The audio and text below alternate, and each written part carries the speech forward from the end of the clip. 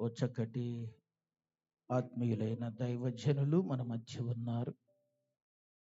వారు మన మధ్యకు రావటానికి ముఖ్యముగా మా రమేష్ యొక్క పట్టుదల. మొన్న సంవత్సరంలోనే కుటుంబ ఆశీర్వాద కూడికల్లో ఒకరోజు తీసుకురావాలి మా అన్నయ్యని అని ఆశపడ్డాడు. ఆ తర్వాత నేను జాని గారి గురించి అన్వేషణ చేశాను. వారు చాలా చక్కని ఆత్మీయమైన కుటుంబంలో ఉన్నారు. వారి తండ్రి గారు ఒక మంచి పరిచర్య చేస్తున్నారు. దానియేలు వాళ్ళని ఆత్మీయంగా నడిపించిన దైవజనులు అప్పుడప్పుడు వచ్చి వారి కుటుంబాన్ని బలపరిచేవారు. వారి కుమారులు మరి చక్కటి సంగీత పరిచర్యలో ఇరువురు కూడా మరి చక్కగా తలంతులతో దేవుని పనిలో వాడబడ్డారు. ప్రభు మరింత కృప చూపి స్వార్థ పరిచర్యలో కూడా విరామం లేకుండా ఆయా ప్రాంతాల్లో ఆయా పట్టణాల్లో మరి దైవజనులు జాని గారిని దేవుడు బలపరిచి వాడుకుంటున్నారు. 4 స్థలాల్లో ఓ చక్కని పరిచర్య జరిగిస్తున్న దైవజనులు వారు ఈరోజు వారి విలువైన సమయాన్ని వెచ్చించి మన మధ్య ఉన్నందుకు వారికి ప్రత్యేక వందనాలు తెలియజేస్తున్నాం. వాస్తవానికి వారి థ్రోట్ ఇన్ఫెక్షన్ చేత, గొంతుకి ఇన్ఫెక్షన్ చేత ఒక నెల రోజుల నుంచి వారు ఎక్కడికి ఏ మీటింగ్కి వెళ్ళలేదు. ఇదే మరి ఫస్ట్. మనం కొన్ని రోజుల నుండి ఏం చేస్తున్నాం? ప్రార్థన చేస్తున్నాం. దేవుడు దైవజనులను స్వస్థపరిచి ఆ గొంతుకి బలహీనత బాగు చేసి ఈరోజు మన మధ్య ఉండటానికి, వాక్య పరిచర్య చేయడానికి మరి దేవుడే వారిని బాగుపరిచి మన మధ్యకి తీసుకొచ్చాడు. దేవునికి మహిమ కలుగును గాక. అట్టి దైవజనులు వారి నోట దేవుడు మన కొరకు సిద్ధపరిచిన విలువైన శ్రేష్టమైన దేవుని మాటలు శ్రద్ధగా మనం విందాం. వారు చక్కని పాట రాశారు. అది చాలా సుపరిచితమైన పాట. నేను కూడా ఒంటరిగా వెళ్తున్నప్పుడు పాడుకుంటాను. మీ మధ్య మీరు పాడానంటే మీరు పారిపోతారు. అందుకని నేను ఒంటరిగా బండి దిగినా బండి ఎక్కినా ఆ పాట ఏం చేసుకుంటాను. ఏ పాట తెలుసు అది? నేను అది ఎవరో పెద్ద ఆయన రాశారు అనుకున్నాను. ఆ తర్వాత కొన్ని పాంప్లెట్లో కొన్నిసార్లు నేను చూసినప్పుడు ఆశ్చర్యం వేసింది. అలాంటి చక్కటి పాటను రాసి క్రైస్తవ సమాజానికి చాలా సుపరిచితులయ్యారు.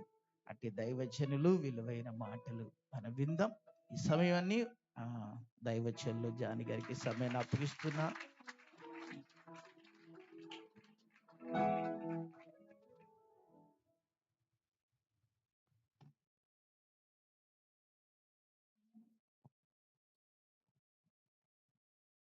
దేవుని పరిశుద్ధ నామానికి మహిమ కలుగును గాక. హల్లెలూయా. ఈ రాత్రి మీ అందరితో కలిసి దేవుని మాటలు పంచుకోవడానికి ప్రియ ప్రభు నాకు ఇచ్చిన ఈ ప్రత్యేకమైన సమయాన్ని బట్టి ప్రభుని ఎంతో స్తుతిస్తూ ఉన్నాను. అట్లాగే ఈ రాత్రి వాక్య పరిచర్య చేయడానికి నన్ను ప్రేమతో ఆహ్వానించిన దైవజనులకు కూడా ప్రత్యేకమైన వందనాలు తెలియజేస్తూ ఉన్నాను.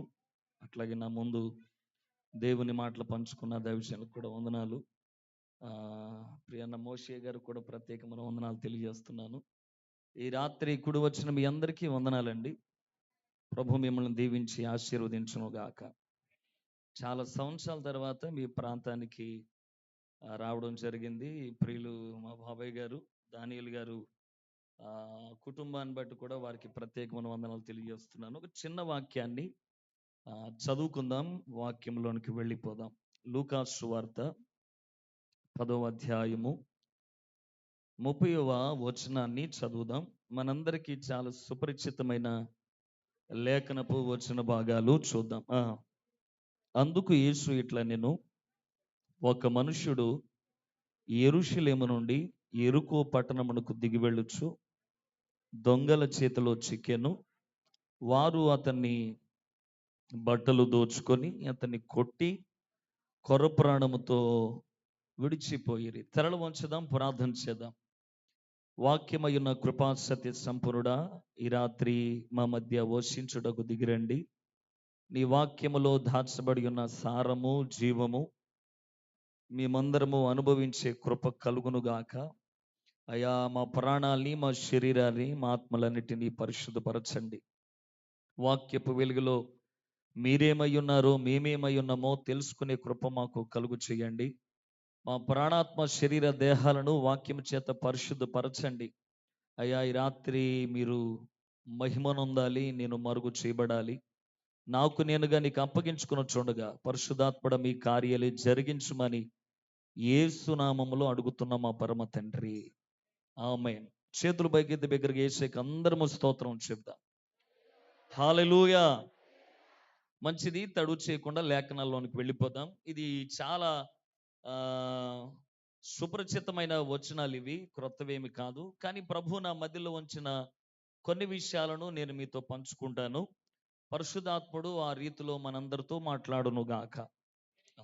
ప్రియులారా, ఈ చదివిన వచనములో ఒక ప్రయాణికుడు యెరూషలేము అనే పట్టణం నుండి లోతట్టు ప్రాంతమైన యెరికోకి దిగి వెళ్ళిపోతున్న ఇతివృత్తాంతం. ఇతడు ప్రయాణము చేయుచున్న పరిస్థితులు చాలా కష్టతరమైన యెరికో ప్రాంతాన్ని వాడు ఎంపిక చేసుకున్నాడు. ఇవన్నీ మనము చాలా సంవత్సరాల నుండి వింటూ వస్తున్నాం. యేసు ప్రభు వారి దగ్గరికి ధర్మశాస్త్రం పట్ల ఆసక్తి కలిగి ఉన్న ఒక యవనస్తుడు వచ్చాడు. వచ్చి ఇలాగ అడిగాడు, బోధకుడా, నిత్య జీవానికి వారసుని అవుదాం అనుకుంటున్నాను, దాని దాఖలాలు ఏంటో నాకు చెప్పగలవా అని అడిగాడు. వెంటనే ప్రభు అడిగాడు, ధర్మశాస్త్రపు విధులను ఏ విధంగా నిర్వర్తిస్తున్నామని అడిగితే తడుముకోకుండా చెప్పిన మాట ఏంటంటే, నేను వాటన్నిటిని క్షుణ్ణమైన పద్ధతిలో అవలంబిస్తున్నాను అని. మరి లేఖనాల్లో ఇంకేమన్నా వ్రాయబడి ఉన్నాయంటే, నిన్ను వలె నీ పొరుగువాణ్ణి ప్రేమించమన్న లేఖనాలు కూడా పరిపాటి విధానంలో నేను తెలుసుకున్నాను అని. అయితే లేఖనం ఏం చెప్పిందో నీవు అలాగే చేయమని ప్రభువు మాట్లాడారు. తరువాత అతడు అక్కడి నుండి వెళ్ళిపోకుండా తన అతి భక్తి విధానాన్ని ప్రదర్శించడానికి ఇలాగ అడిగాడు, ఇంతకీ నా పొరుగువాడు ఎవడై ఉన్నాడు? నా పొరుగువాడిని నేను ఎలా ఐడెంటిఫికేషన్ చేయాలి? నేను వాడిని ఎలా గుర్తించాలి అని అడగడం ప్రారంభించాడు. అప్పుడు ప్రభు ఈ ఉపమానాన్ని చెప్పాడు. ఒకడు యెరూషలేము నుండి యెరికోకు దిగి వెళ్ళిపోతుంటే దొంగల ముఠాకి చిక్కిన కారణాన్ని బట్టి దొంగలు అతని దగ్గర ఉన్న వాటన్నిటిని దోచుకొని కొరప్రాణంతో విడిచిపెట్టేసి వెళ్ళిపోయారు. అతడు చావు బతుకుల మధ్య ఉండగా ఇరువురు ప్రయాణికులు ఆ వ్యక్తిని చూచారు కానీ ఏమీ చేయలేకపోయారు. కానీ థర్డ్ పర్సన్ అదే దారి గుండా వెళుతుండగా ఆ వ్యక్తిని చూచాడు, జాలిపడ్డాడు, అతనికి చేయాల్సిన ప్రథమ చికిత్స అంతా కూడా చేశాడు. సో అతను ఒక బెటర్గా ఉండేటువంటి ఒక మంచి హాస్పిటలైజేషన్ అందించే ఒక హాస్పిటల్కి తీసుకెళ్ళి అతను ట్రీట్మెంట్ కూడా అందించాడు, అతన్ని సెక్యూర్గా ఉంచాడు. సో ఇతడు చేసిన ఈ ప్రక్రియలో ఈ ముగ్గురులో నీకు ఎవడు పొరుగువాడై ఉన్నాడు, నీకేం తోచింది అని అడగగానే తాను ఇలా చెప్పాడు. 36వ వచనంలో, దొంగల చేతులు చిక్కిన వానికి ఈ ముగ్గురులో ఎవడు పొరుగువాడైనని నీకు తోచుచున్నదని యేసు అడగగా, అతని మీద ఎవడైతే జాలి పడ్డాడో ఆ వ్యక్తే పొరుగువాడు అని. ఈ ఇతివృత్తాంతాన్ని ప్రభు అతనికి అర్థం అవడానికి ఈ సారాంశాన్ని అంతా జ్ఞాపకం చేశాడు. సో వాడికి నిత్య జీవాన్ని గురించినటువంటి ఆశ ఉంది. దేవుని రాజ్యము సంపాదించుకోవాలి, దేవుని రాజ్యాన్ని చేరుకోవాలి, దేవుడు ఉండేటువంటి ఆ నిత్యత్వాన్ని నేను అనుభవించాలన్నటువంటి అభిలాషతో అతడు దేవుని దగ్గరకు వచ్చాడు. కానీ మరి యొక్క సారాంశంలో మనం చూస్తే వాడు మరెన్నడూ దేవుణ్ణి వెంబడించినట్టు, వాడు చిన్నబోయిన మనసుతో వాడు తిరిగి వెళ్ళిపోయినట్టు లేఖనాలు చెబుతూ ఉన్నాయి. సో దీన్ని బట్టి మనం అర్థం చేసుకోవాల్సిన విషయం ఏంటంటే, మనందరికీ ఒక ఆశ ఉంది. ఎక్కడికి వెళ్ళాలని? పరలోకానికి, నిత్య జీవానికి చేరుకోవాలన్న ఆశ అందరికీ ఉంది. కానీ వీడికి ఉన్నట్టు మనకే ఉంది. కానీ నిత్య జీవం ఇచ్చే యేసును మనము వెంబడించకపోతే మన జీవితాలకు అర్థం అంటూ ఏమీ ఉండదు. యేసును బట్టి మాత్రమే మన జీవితాలు నిత్యత్వాన్ని పొందుకోగలుగుతాయి. అందుకనే యోహాను అన్నాడు కదా, యేసును ఎరుగుటయే నిత్య జీవము అన్నాడు. క్రీస్తును ఎరుగకుండా, యేసును తెలుసుకోకుండా, ఆయన ఏమై ఉన్నాడో, ఆయన నిత్యత్వం ఏంటో, ఆయనలో ఉన్నటువంటి పరిశుద్ధత ఏంటో, ఆయనలో దాగి ఉన్నటువంటి ఔన్నత్యాలు గుర్తించకుండా ఏదో భక్తి విధానములు వెళ్ళిపోయినంత కాలము మన జీవితాలు పరిపక్వ దశలోనికి చేరుకోవు. కానీ క్రీస్తును మనము మరింత దైవికమైన జ్ఞానాన్ని సంపాదించాలి. ఆయన నడిపించే దారులు, ఆయన తీసుకెళ్లే త్రోవలు, ఆయన మన కొరకు ఏర్పాటు చేసిన విధులను తూచా తప్పకుండా నిర్వర్తించినప్పుడు, లేదా వాటిని పాటించినప్పుడు, వాటి వెనకాల ఉన్న దైవ ఆశీర్వాదాలకు మనము వారసులుగా మార్చబడడానికి అవకాశం ఉంది. సో ఇలాగా మన జీవితాలు కూడా నేర్చుకోవాలి. అసలు ఎందుకు దేవుడు ఈ వ్యక్తికి ఉపమానాన్ని మాట్లాడడం జరిగింది అంటే మనకు అర్థం అవడానికి. వీడు యెరూషలేము అనే పట్టణాన్ని వదిలి ఎక్కడికి వెళ్తున్నాడు? యెరికోకి దిగి వెళుతున్నాడు. ఆ పాయింట్ మర్చిపోమాకండి. ఏం చేస్తున్నాడు? దిగి వెళుతున్నాడు. అంటే యెరూషలేము ఎక్కడుంది? పైన ఉందన్నమాట. సో యెరికో క్రింద ఉంది. ఈ రెండు పట్టణాలను కొద్దిసేపు మనం ఆలోచన చేద్దాం. వీడు యెరూషలేమును వదులుకున్నాడు, యెరికో వైపు ప్రయాణం చేస్తున్నాడు. యెరూషలేములో ఏం దొరకక యెరికోలో ఏం దొరికిద్దని వెళ్ళాడు? యెరూషలేము కన్నా యెరికో గొప్పదనుకున్నాడా? లేదా యెరూషలేము అంతంత మాత్రమే, యెరికోలో ఇంకా బెటర్ ఉన్నాయి, సో యెరికో నాకు చాలా శ్రేయస్కరం అనుకున్నాడో లేదో సురక్షితం అనుకున్నాడో నాకు తెలియదు, కానీ మొత్తానికి వాడు యెరూషలేమును వదిలిపెట్టేశాడంటే వాడి ఇష్టం అంతా దేని మీద ఉంది సార్ చెప్పండి? యెరికో మీదే ఉంది. అంటే యెరూషలేమును కూడా వాడు త్యజించుకున్నాడంటే యెరూషలేము మీద ధ్యాస గాని, ఆ పట్టణములో ఉన్నటువంటి వ్యక్తి మీద గాని, ఆ పట్టణములో ఉండే పరిస్థితులు గాని వాడు ఏమాత్రం ప్రేమించట్లేదు. సో వాడు దిగి వెళ్ళిపోతున్నాడంటే అర్థమైపోతున్న విషయం ఏంటంటే వాడికి యెరికో మీదే ప్రేమ ఉంది, కానీ యెరూషలేము మీద ఏమాత్రం ప్రేమ అనేది లేదు. సో యెరూషలేము వాడు వదిలిపెట్టుకొని యెరికోకు వెళ్ళడానికి, యెరికో కన్నా యెరూషలేము తక్కువ లేదా ఎక్కువ అనేది ఒకసారి మనం ఆలోచన చేద్దాం. సో జాగ్రత్తగా వినడానికి ప్రయత్నం చేద్దాం. మనందరికీ తెలుసు, ఆదికాండం 1వ అధ్యాయం 28వ వచనంలో దేవుడు ఆది దంపతులైన ఆదామవ్వలతో ఇలా చెప్పాడు, మీరు ఫలించండి, అభివృద్ధి చెంది విస్తరించి భూమిని అంతా మీరు ఏం చేయమన్నాడు? నిందించమన్నాడు. సో ఈ వాగ్దానం తొలిగా మానవుడు దేవుని యొద్ద నుండి సంపాదించుకున్నాడు.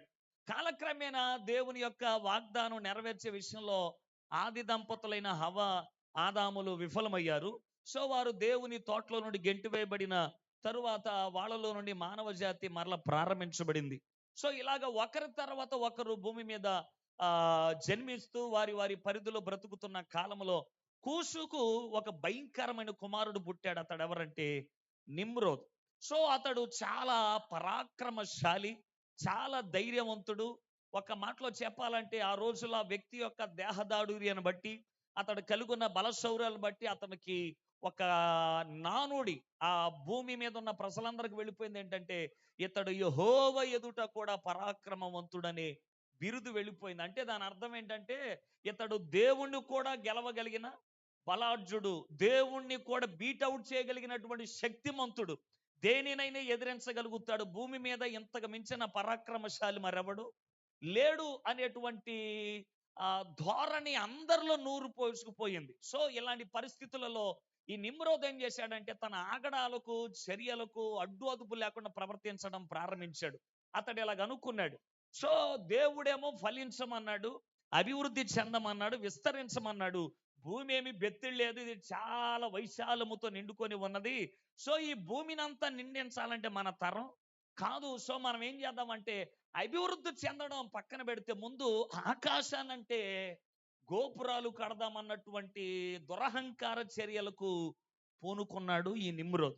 అందుకు తడువుగా చేసుకొని ఏం చేశాడంటే ఓ తూర్పు దిశగా ప్రయాణం చేసి సేనారు మైదానాన్ని ఎంపిక చేసుకొని అక్కడ 4 పట్టణాలు కట్టాలనుకున్న ప్రయత్నానికి పునాదులు వేశాడు. ఆది కాండము మనం ఆ లేఖనాలను పరిశీలన చేద్దాం రండి. 10వ అధ్యాయము 8వ వచనం. కూషు నిమ్రోదును కన్యను, అతడు భూమి మీద పరాక్రమశాలి అయి ఉండుట ఆరంభించెను. అతడు యెహోవా ఎదుట పరాక్రమము కలిగిన వేటగాడు, కాబట్టి యెహోవా ఎదుట పరాక్రమము కలిగిన వేటగాడనే నిమ్రోదు వలె అని లోకోక్తి కలదు. 10వ వచనం చూడండి. షీనారు దేశములోని బాబేలు, ఎరేకు, అక్కదు, కల్నే అనే పట్టణములు అతని రాజ్యమునకు మొదలు. 4 పట్టణాలు, బాబేలు, ఎరేకు, అక్కదు, కల్నే అనే 4 పట్టణాలకు అతడు పునాదులు వేశాడు. ఈ పట్టణాలలో ప్రాముఖ్యమైన పట్టణం ఏంటిదంటే బాబేలు. ఇది కాలక్రమేణా బబులోనుగా పరిపక్వత చెందింది. ఈ బబులోను యొక్క లేదా బాబేలు సామ్రాజ్యములోనే మానవుడు దేవుని నీతిని మరిచిపోయాడు. దేవుని ప్రేమ నుండి వైదొలిగిపోయాడు. దేవుని యొక్క సంకల్పాలు, ఉద్దేశాలన్నిటిని కూడా ప్రక్కన పెట్టాడు. మానవ ఊహలకు నూరు పోసుకోవడం ప్రారంభించాడు. ఇలాగా మానవ జాతి ఏమైందంటే ఆదికాండం 10, 11 అధ్యాయాలకు వచ్చేసరికి పూర్తిగా పతనమైపోయిన దాఖలాలు మనకు చాలా స్పష్టంగా కనబడుతున్నాయి. ఎందుకంటే దేవుడేమో ఒక ఉద్దేశాన్ని కలిగి ఉంటే మనుషుడేమో మరొక ఉద్దేశం. దేవుని యొక్క సంకల్పాలను మానవుడు నెరవేర్చడానికి మాత్రమే దేవుడు అతన్ని సృజిస్తే, మానవుడు ఏం చేశాడంటే దేవుణ్ణి సృజించేదాకా మారిపోయాడు. దేవుని స్థానాన్ని మానవుడు ఆక్రమించడం ప్రారంభించాడు. ఒక మాట మీతో చెప్పాలి, దేవుడు దేనినైనా సహించగలుగుతాడు, కానీ తాను చేసిన సృష్టి క్రియను మాత్రం మారిస్తే మాత్రం ఆయన ఎన్నడు సహించువాడు కాదు. ఆయన సంకల్పాలను మానవుడు పాడు చేస్తానంటే సోద్యం చూస్తూ కూర్చునే దేవుడు కూడా కాదు. ఈ అనంత విశ్వ జగతికి ఆయనే ఆధారము కాబట్టి మానవ జీవితంలో తీసుకునే ప్రతి నిర్ణయాలు ఆయనకు తెలిస్తే ఉంటాయి.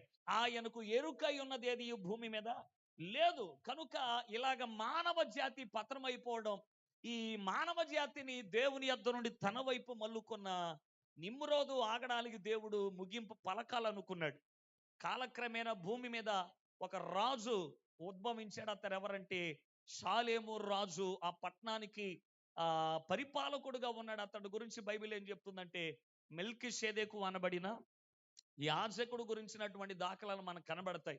హెబ్రీయులకు రాసిన పత్రిక 7వ అధ్యాయం ప్రకారము అతడు ఈ విశ్వానికి ఆది సంభూతుడుగా ఉన్నటువంటి దేవునిని కూడా పోలి ఉన్న లేఖనాలు చూద్దాం ఒకసారి. హెబ్రీయులకు రాసిన పత్రిక 7వ అధ్యాయము 1వ వచనం. రాజులను సంహారము చేసి తిరిగి వచ్చుచున్న అబ్రహాముని ఎవడు కలుసుకుని ఆశీర్వదించెనో, ఎవనికి అబ్రహాం అన్నిటిలో 10వ వంతు ఇచ్చెనో, ఏ రాజు?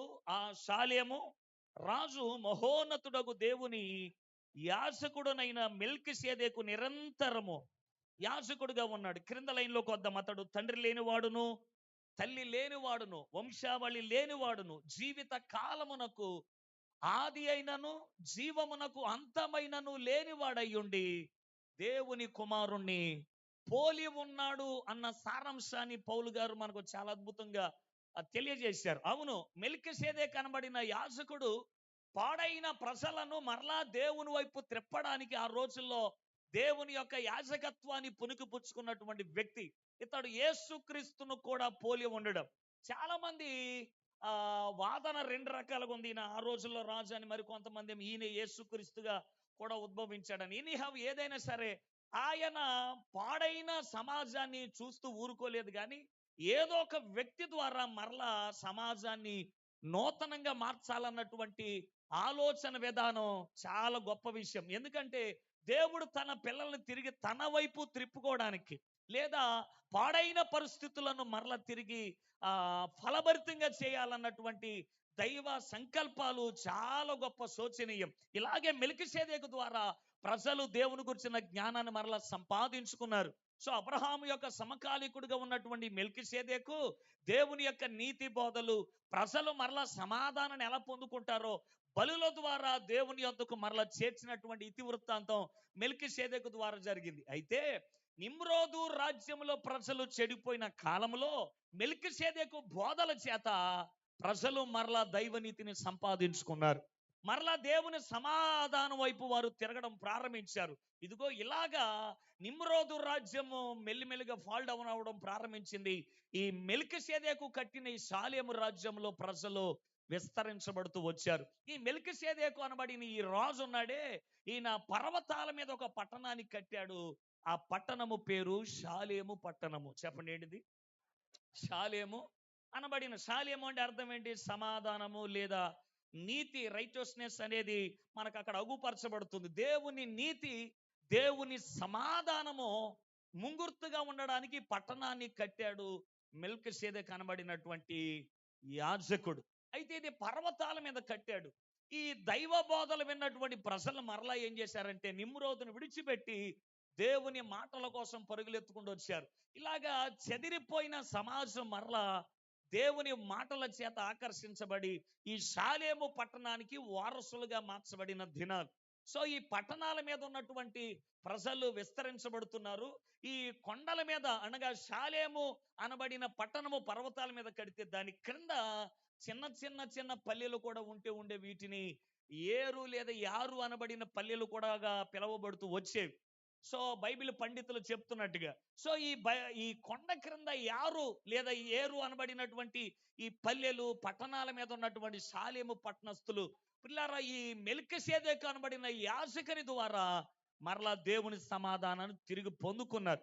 సో 1:28లో చెప్పినట్టు మీరు ఫలించాలి, అభివృద్ధి చెందాలన్న వాగ్దానాలకు ప్రజలు మరలా దగ్గరయ్యారు. సో ఇలాగ ప్రజల సంఖ్య విస్తరించబడుతూ ఉండగా ఈ 2 ఊళ్ళు ప్రజలు రాకపోకలు లేదా ఆరాధన చేయడానికి ఆ పర్వతం మీదకి ఎక్కి వెళ్ళిన వైనాలు కానీ సంఖ్య విస్తరించబడింది, ప్రజలలో సమాధానం నెలకొల్పబడింది. ఈ మెల్కీషెదెకు కట్టిన ఈ పట్టణం మీద ఉన్నటువంటి షాలేం అనే పట్టణం ఉందే, ఈ 2 ఊళ్ళు కలిసిపోయేసరికి దావీదు యొక్క ముందు కాలాలకు ఈ 2 ఊళ్ళను కలిపి ఒకే ఊరుగా పిలిచిన పట్టణము పేరే యెరూషలేం అనే పట్టణం అన్నమాట. స్తోత్రం కలుగునుగాక. సో ఎందుకు ఈ ఇతివృత్తాంతం అని చెప్తున్నానంటే, యెరూషలేము ఎందుకొరకు కట్టబడి ఉందంటే దేవుడు నివసించాలన్నటువంటి సదుద్దేశం, తన ప్రజలు తన యొద్దకు రావాలన్న సంకేతానికి గుర్తుగా ఈ పట్టణాన్ని కట్టి పెట్టాడు. సో ఇది మెల్కీషెదెకు అనబడిన యాజకుని ద్వారా కట్టబడిన మహాపట్టణము. ఇది ఎవరు కట్టింది చెప్పండి? ఎవరు? దేవుని చేత కట్టబడిన పట్టణం. మీకు అర్థం అవడానికి ఒక చిన్న మాట.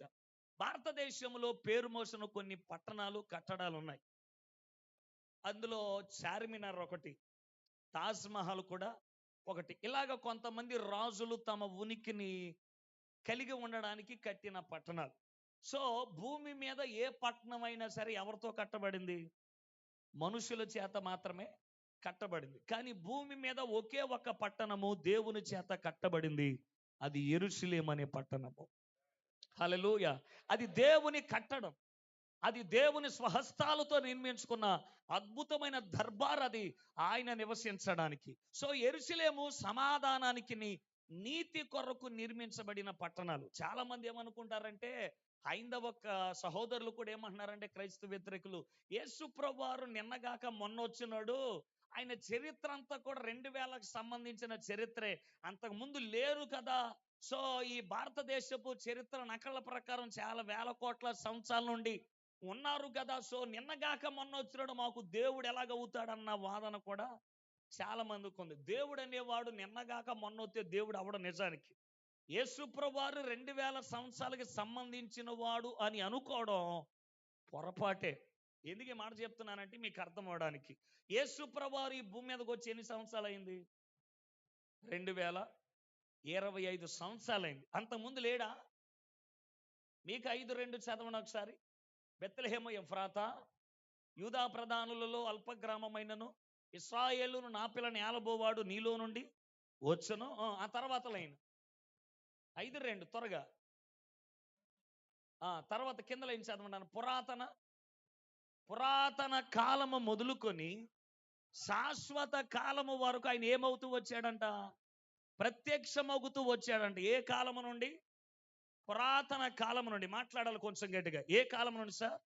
పురాతనము నుండి ఏ కాలము వరకు అంటే అన్కౌంటబుల్ ఇయర్స్ నుండి అనమాట, లెక్కించడానికి సాధ్యము కాని సంవత్సరాలు. మరి యేసు ప్రభు 2000 సంవత్సరాల క్రితం వచ్చాడు కదంటే, వచ్చింది శరీరం అనే ఆకృతిని ధరించి. అంత ముందు లేకపోతే 2000 సంవత్సరాల క్రితం వచ్చేవాడు. నేను పుట్టి 33 సంవత్సరాలు అయింది సార్. ఇవాళే మీ ఊరు వచ్చాను కాబట్టి మీరు నన్ను చూసి ఇవాళ పుట్టామంటే ఎంత వ్యంగ్యంగా ఉంటుంది, అవునా కదా? నేను ఇంత ముందు ఉన్నాను కాబట్టి ఇవాళ ఇక్కడికి రాగలిగాను. ఇంత ముందు లేకపోతే ఈరోజు ఇక్కడికి నేను వచ్చేవాడిని కాదు. దేవుడు కూడా 2000 సంవత్సరాల క్రితం వచ్చాడంట. అంతకుముందు ఆయన ఉన్నాడు. మోషే అడిగాడు, ప్రభువా వాళ్ళు అడుగుతారు నన్ను ఏం చెప్పమంటావంటే, నేను ఉన్నవాడను అనువాడను. అడుగుతారు కొంతమంది, ఎతిమాత్మ వాళ్ళు ఎప్పటి నుంచి ఉన్నాడు రా అని. మేఘ చెప్పాడు, ఆయన పురాతన కాలము నుండి శాశ్వత కాలము వరకు ఉన్నవాడు. హల్లెలూయా. ఆయనకి వయసు పరిమితి అనేది ఏమి లేదు. అంతకుముందు ఎవరు సమీపించరాని తేజస్సులో ఉన్న దేవుడే మానవుడికి నేను ఉన్నాను అని రుజువు చేసుకోవడానికి శరీరాన్ని ధరించుకొని వచ్చింది మాత్రం 2000 సంవత్సరాల క్రితం. అంత ముందు లేడు అనుకోవడం వెర్రితనమే. కనుక భూమి మీదకు వచ్చి ప్రతి తరంలో ఆయన ఉనికిని కనపరిచాడు. ఈవెన్ మీకు అర్థం అవడానికి చెప్తాను. ఆయన 2000 సంవత్సరాల క్రితమే కాదు ఈ భూమి మీదకి వచ్చింది. 2024 సంవత్సరాల క్రితం భూమి మీద సశరీరుడుగా నివసించిన ఆ రోజులు మనం జ్ఞాపకం చేసుకుంటే అప్పుడే వచ్చాడంటే కాదు కాదు. ఈ అనంత విశ్వాన్ని కలుగు చేయడానికి దేవుడు ఈ భూమి మీదకి అడుగు పెట్టాడు. ఆదామములు తయారు చేయడానికి భూమి మీదకి వచ్చాడు. ఆదామములు పాపం చేసిన రోజున పరిష్కారం చేయడానికి భూమి మీదకి వచ్చాడు.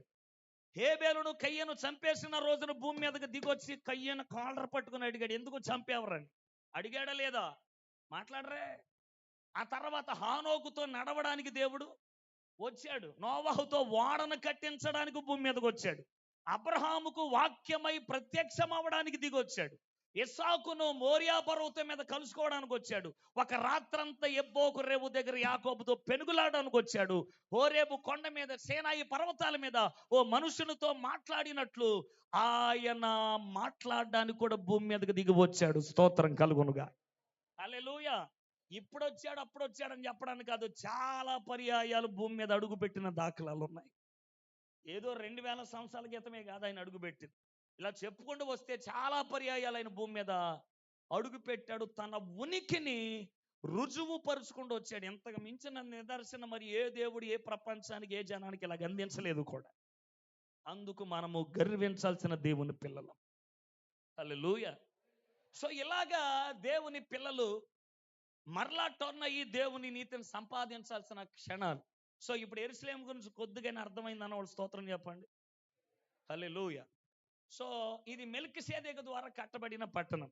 సో ఇప్పుడు యెరూషలేములో ఉండే రూల్స్ అండ్ రెగ్యులేషన్స్ ఏంటో చూద్దాం రండి. 122వ కీర్తన. బైబిల్ గ్రంథాలు త్వరగా తీయండి. 1 by 1 ఒక్కొక్కటి మనము ధ్యానం చేద్దాం.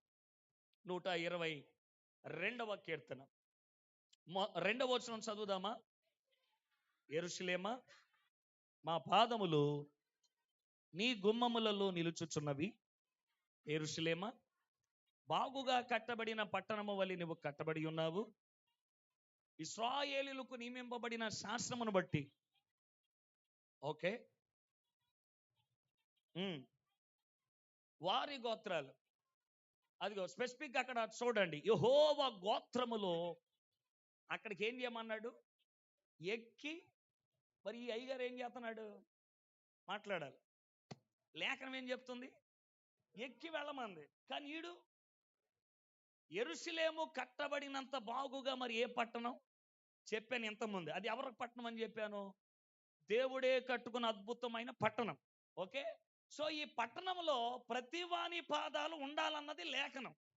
కానీ వీడి పాదాలు ఎక్కడికి వెళ్తున్నాయి అమ్మా? అంటే వీడికి దేవుని మాట మీద గౌరవం, దేవుడు ఎందుకు రమ్మన్నాడు ఆ విజ్ఞతను కోల్పోయినటువంటి ఈ బలహీనమైన మనిషిని చూడండి. లేఖనం ప్రకారం యెరూషలేము మీద ధ్యాస ఉన్నవాడు ఏం చేయాలంటే ప్రతివాని పాదాలు యెరికో వైపు కాదు వెళ్ళాల్సింది, యెరూషలేము వైపు వెళ్ళాలన్నది దేవుని వాదన. ఈ పట్టణములో ఆరాధన చేయడానికి దేవునికి ఒక మందిరము కూడా కట్టబడింది. ఇక్కడ 12 గోత్రాల ప్రజలు వారి వారి లెక్కల చొప్పున ఆ పట్టణానికి ఎక్కి వెళ్ళేవారు. కానీ మహాభక్తుడు ఏం చేస్తున్నాడంటే ఎక్కి వెళ్ళాలన్న స్పృహ వీడికి ఏమాత్రం లేదు. కొంతమంది దేవుని మందిరానికి రావడం కన్నా బయటికి వెళ్ళడం అంటే మహా సరదా ఎక్కువ ఉంటుంది కొంతమందికి. ఈ 122వ కీర్తన దావీదు ఇలాగ అన్నాడు, యెహోవా మందిరమునకు వెళ్ళుదుమని జనులు నాతో అనినప్పుడు. రాజుగారి భోజనం ఎలా ఉంటుంది? మనకులాగా చిన్న పులుసు ఏదైనా చిన్న చిన్న ఇగురులాగా ఉంటుందా? ఉండదు. పంచపక్ష పరమాణాలు అంటారు. అర్థమవుతుందా? పంచపక్ష పరమాణాలు అంటే వేపుళ్ళు ఉంటాయి, రసాలు ఉంటాయి, జురుకొని ఉంటాయి, పానీయాలు, చాలా మిళితమై ఉన్న ఆహారాలన్నీ కలగలుపుకొని ఉన్న ఆహారాన్ని పంచపక్ష పరమాణాలు అంటారు. చాలా డైనింగ్ టేబుల్ అంతా నిండిపోద్ది.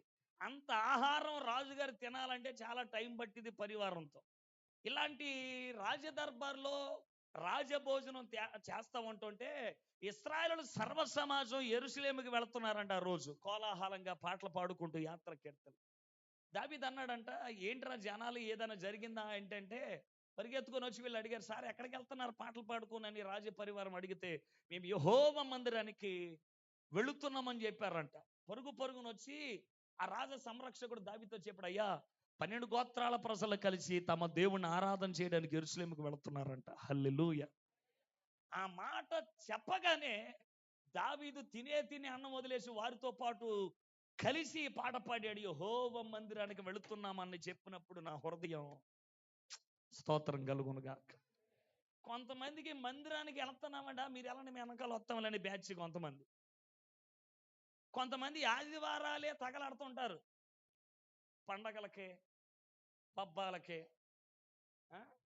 ఫంక్షన్లు కూడా అప్పుడే, ఎప్పుడు ఆదివారం. పెళ్ళిళ్ళు కూడా ఎప్పుడు, దినాలు కూడా ఎప్పుడు కదా.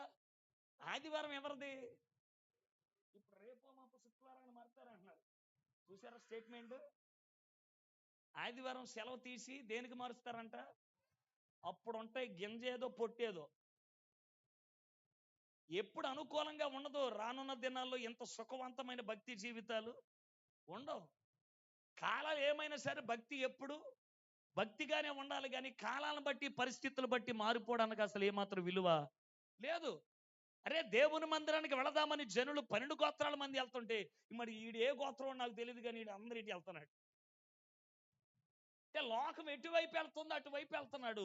క్రైస్తవుడు లోకం వెళ్ళే రీతికి కాదు, దానికి వ్యతిరేక దిశలో దేవుని వైపు పరిగెత్తాలి దేవుని పిల్లలు. హల్లెలూయా. లోకం ఎటువైపు వెళ్ళిపోతే అది సరైన జీవితం కాదు. లోకం ఎప్పుడు పతనం వైపే వెళతాది, మరణం వైపే పరిగెత్తది, శాపం వైపు అడుగులేస్తుంది. దేవుని నుండి దూరంగా వెళ్ళిపోవడమే లోకానుకున్న ఆలోచన విధానం. కానీ దేవుని పిల్లలు ఏం చేయాలి తెలుసా? లోకాన్ని తెంచుకోవాలి, లోకంలో ఆశలను కూడా విడిచిపెట్టాలి.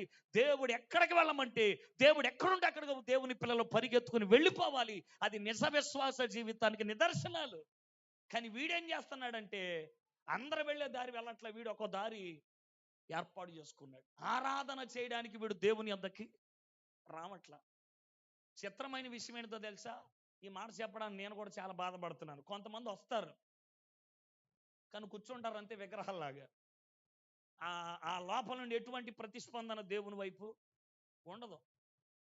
పరిపక్వత అనేది క్రైస్తవ జీవితంలో చాలా ప్రాముఖ్యం. స్కూల్లోకి జాయిన్ చేసినప్పుడు, చిన్నప్పుడు అంటే వాళ్ళు దిద్దడం, వాడి కంట్రోల్ తప్పిద్ది కనుక మైండ్ సెట్ ఒళ్ళో కూర్చోబెట్టుకుని చెయ్యి మీద చెయ్యేసి దిద్దాం. కానీ వాడికి ఆ వయసు వచ్చిన తర్వాత కూడా వాడు అలాగే పలక పట్టుకుని దిద్దుతానంటే వాడు పరిపక్వత లేకపోతే ఎలాగా? కొద్ది రోజులు మనం వాడిని డ్రాప్ చేస్తాం స్కూల్లో, ఎందుకంటే వాడు అలవాటు పడేదాకా. దైవజనుడు కూడా చెప్తాడు కొత్తగా, అయ్యా మీరు ఈ టైంకి రండి, వాక్యం అనండి, ఆరాధన చేయండి. ఎన్నిసార్లు? ఇక చచ్చేదాకా చెప్తానే ఉండాలా? నీకు నువ్వు ఎప్పుడు భక్తి చేయగలుగుతావు? ఎప్పుడు నీకు నువ్వుగా ప్రార్థన చేయడానికి మోకాళ్ళు వేయగలుగుతావు?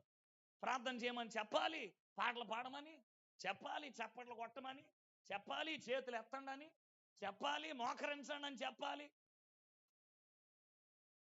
చెప్పించుకునే భక్తే గాని మనం ఎవరు చెప్పకుండా మనకు మనముగా చేసిన రోజున దేవుని కృప ఇంకెంత అధికంగా ఉండదు ఒకసారి ఆలోచన చేయండి. హల్లెలూయా. ఒకరి చేత ఎంతకాలం ప్రేరేపించబడతావు? ఒకరి చేత ఎంతకాలం ప్రేరేపించబడి దేవుని మందిరంలో కూర్చోగలుగుతావు? ఆ ప్రేరేపణ నీలో మండాలా, అది నీలో ప్రారంభించబడాలా. నీకు నువ్వుగా మండడానికి ఇష్టపడితే మా పని ఏమున్నది? పరిశుద్ధాత్ముడే నిత్యం నిన్ను ఆరకుండా మండించగలుగుతాడు. హల్లెలూయా. అప్పగించుకో దేవునికి. సొంత దారి నీకు చాలా చేటును తెచ్చి పెడుతుంది కదా. వీడు వెళ్ళిపోయాడు అంటే చెప్పగల చెప్తున్నాడు ఏంటంటే, నాకు యెరూషలేము వద్దు, నా పాదాలు యెరూషలేములో కన్నా ఎటువైపు వెళ్తాయి?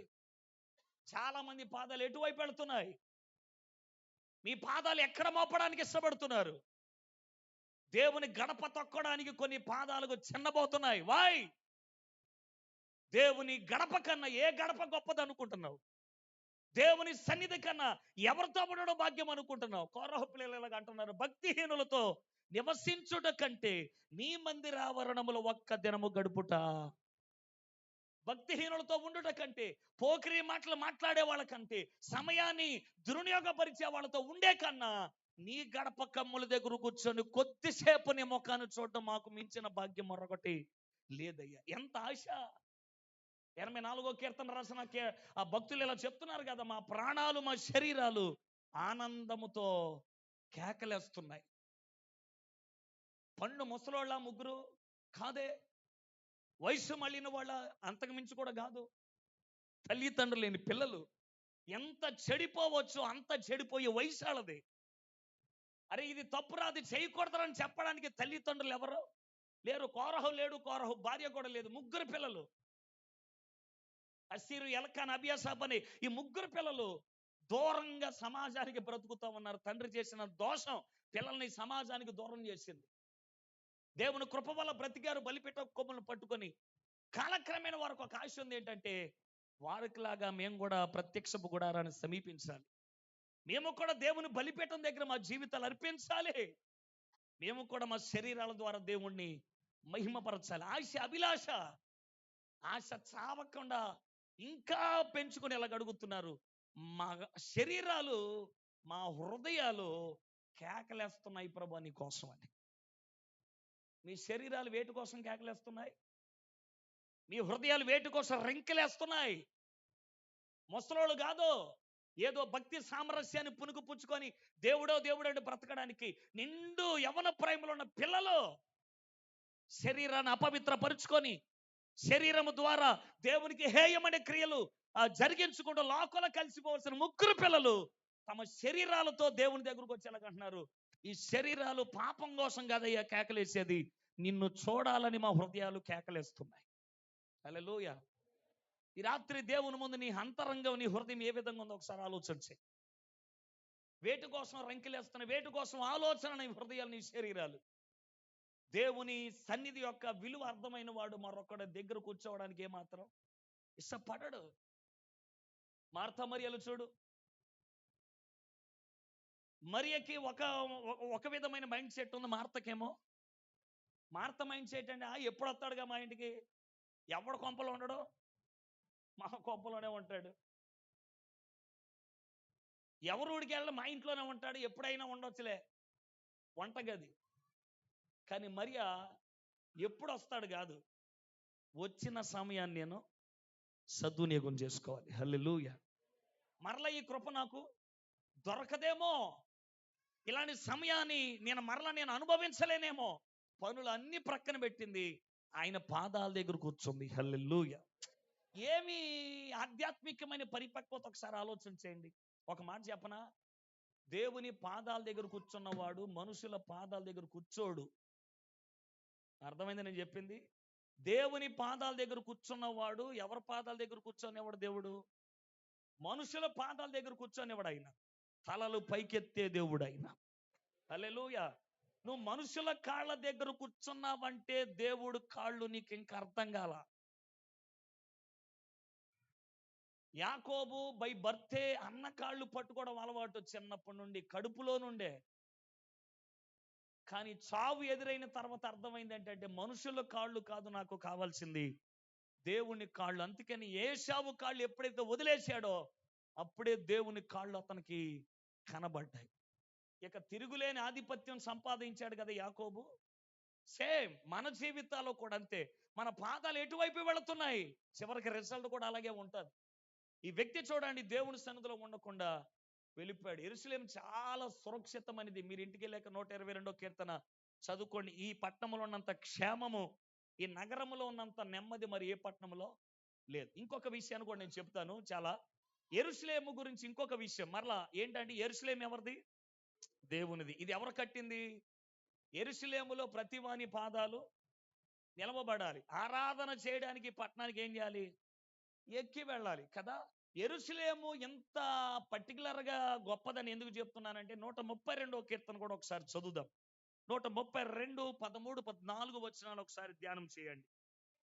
యెహోవా సియోనును ఏర్పరచుకొని ఉన్నాడు, ఇది తనకు నివాస స్థలముగా కోరుకొని ఉన్నాడు.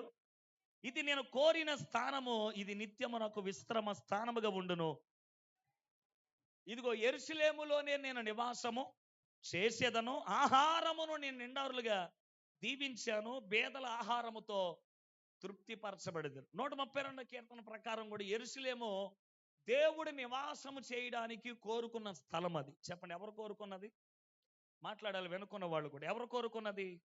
దేవుడు కోరుకున్న నివాస స్థలము. ఇక్కడనే నేను నివాసము చేసేదను అన్నాడు.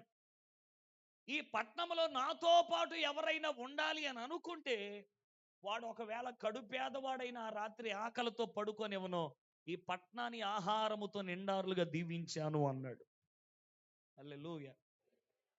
మీకు మాట చెప్పనా, యెరూషలేము భూమి మీద ఉన్న పట్టణాల్లో చాలా అందమైంది, చాలా గొప్ప పట్టణం. మీకు ఏ విధంగా ఉంటుంది ఆశ నాకు తెలియదు, కానీ యెరూషలేము గురించి అర్థమైన సేవకుడికి ఒక వాంఛ ఉంటుంది, చచ్చేలోపు యెరూషలేము ఏనా మీకుందా? బాగుందంట. సేవకులందరికీ ఒక పిచ్చి ఉంటుంది అనమాట, యెరూషలేము ఖచ్చితంగా వెళ్ళాలి. నాకు కూడా పిచ్చి ఉంది, చచ్చిపోయే లోపాన్ని వెళ్ళాలని. ఎందుకంటే అది మన దేవుని పట్టణం. హల్లెలూయా. ఆయన జన్మించిన స్థలాలు, ఆయన నడయాడిన దారులు, ఆయన చేసిన అద్భుతాలు, ఆయన మాట్లాడిన కొండలు, చాలా అది చాలా అమోఘమైంది, చాలా గొప్ప పట్టణం. ఆ పట్టణం మీద ఇప్పుడు మనకు ఆశ కలుగుతుంది, మీకు కూడా ఆశ పుట్టవచ్చు మేబీ. సో యెరూషలేము వెళ్ళాలని, అది తీర్థయాత్ర కాదు మళ్ళీ. గుణదల కొండ ఎక్కినట్టు, ఇక్కడ ఏదో గౌరీపట్నం కొండ ఎక్కినట్టు ఎక్కితే వెళ్తే కొంతమంది ఉంటారు, కొంతమంది ఈ గుండ్లు బ్యాచి ఉంటారనమాట. ఇక్కడ ఉన్నారండి, లేరా? ఓకే. ఇలాంటి ఎవరండి, బోర్డు ఇస్తారు వీళ్ళు, నెయ్యి అది మళ్ళీ మొలుస్తుంది కనుక ఇస్తారు వీళ్ళు, మొలవకపోతే ఎవడేవాడు. మన స్వార్థ ప్రియులం కదా, జుట్టు వస్తుంది కాబట్టి దేమతో ఎన్ని గుండ్లైన కొట్టిస్తాం. ఏ సార్ అంతేనా? రాంది అమ్మని అప్పుడు తెలుస్తే దేవుడు భయాలు, వాటి విధంగా ఇష్టాలు. సో వినండి చాలా జాగ్రత్తగా, యెరూషలేము కూడా దేవుడు ఉండే పట్టణమే. అంటే దీన్ని బట్టి టోటల్గా అర్థమైపోతుంది ఏంటంటే, అసలు ఏమాత్రం దేవుడు ఉన్న స్థలంలో వీడు ఉండడానికి ఇష్టపడట్లా, ఎరుకోకి వెళ్ళిపోతున్నాడు. దేవుడు లేని స్థలాల్లో ఎంతకాలం ఉండగలుగుతావు క్షేమంగా? దేవుడు లేకుండా దుర్భేజపూరితమైన పట్టణాలు ఉండే కన్నా దేవుడు ఉండే చిన్న గుడిసెలో కూడా చాలా ఆహ్లాదకరంగా జీవితాలు ఉండగలుగుతాయి. హల్లెలూయా. గొప్ప గొప్ప పట్టణాలు కట్టుకొని దేవుడు లేకపోతే ఎలా? అర్థమవుతుందా? రీసెంట్ గానే లాస్ ఏంజల్స్ అనే పట్టణం తగలాడిపోయింది, మీ అందరికి తెలిసిన విషయమే కదా. లాస్ ఏంజల్స్ అనే పట్టణం అపార కుబేర్లు, ధనవంతులు, సెలబ్రిటీస్, పేరు మోసిన హాలీవుడ్ యాక్టర్స్ అందరూ కూడా ఉన్న స్థలాలు అవి. ఒక మాటలో చెప్పాలంటే ప్రపంచంలో థర్డ్ ప్లేస్ లో ఉంది. చాలా లగ్జరియస్ సిటీ అనమాట అది. అయ్యా అదే లాస్ ఏంజల్స్ చాలా లగ్జరీ సిటీ, అది చాలా సుఖభరితమైన పట్టణం. వాళ్ళు ఎలాగ అనుకున్నారు, ఈ పట్టణంలో దేవుడు లేకపోతే ఎలా ఉంటుందని ఇమాజినేషన్ చేశారు. అన్నీ ఉన్నాయి, కానీ మాకు దేవుడి వల్ల కొన్ని రూల్స్ బ్రేక్ చేయలేకపోతున్నాం. అదేంటంటే పాపం చేయడానికి దేవుడు అడ్డు తగులుతున్నాడు కదా, చెడు చేయడానికి దేవుడు లేఖనాలు భయాలు పుట్టిస్తున్నాయి కదా. అందుకని వాళ్ళు ఏమనుకున్నారంటే, అసలు దేవుడు లేని పట్టణంగా ఈ పట్టణం ఉంటే ఎంత బాగుంటుందో అనుకున్నారు. దేవుడు లేకపోతే ఆ పట్టణం ఎంత ఉంటుందో, ఎంత బాగుంటుందో చూపెట్టినట్టు ఉన్నాడు కదా. కొన్ని రోజుల్లోనే తగలబెట్టి మరి చూపెట్టాడు, నేను లేకపోతే ఈ పట్టణాలు. నిజమే, దేవుడు లేకపోతే జీవితాలు బాగోవు,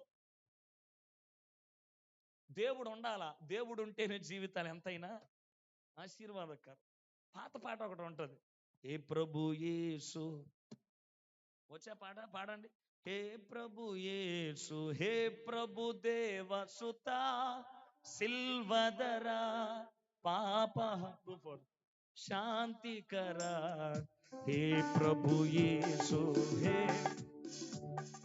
దేవుణ్ణి బాసిన లోకములో సావు ఏకాపురముండే కదా.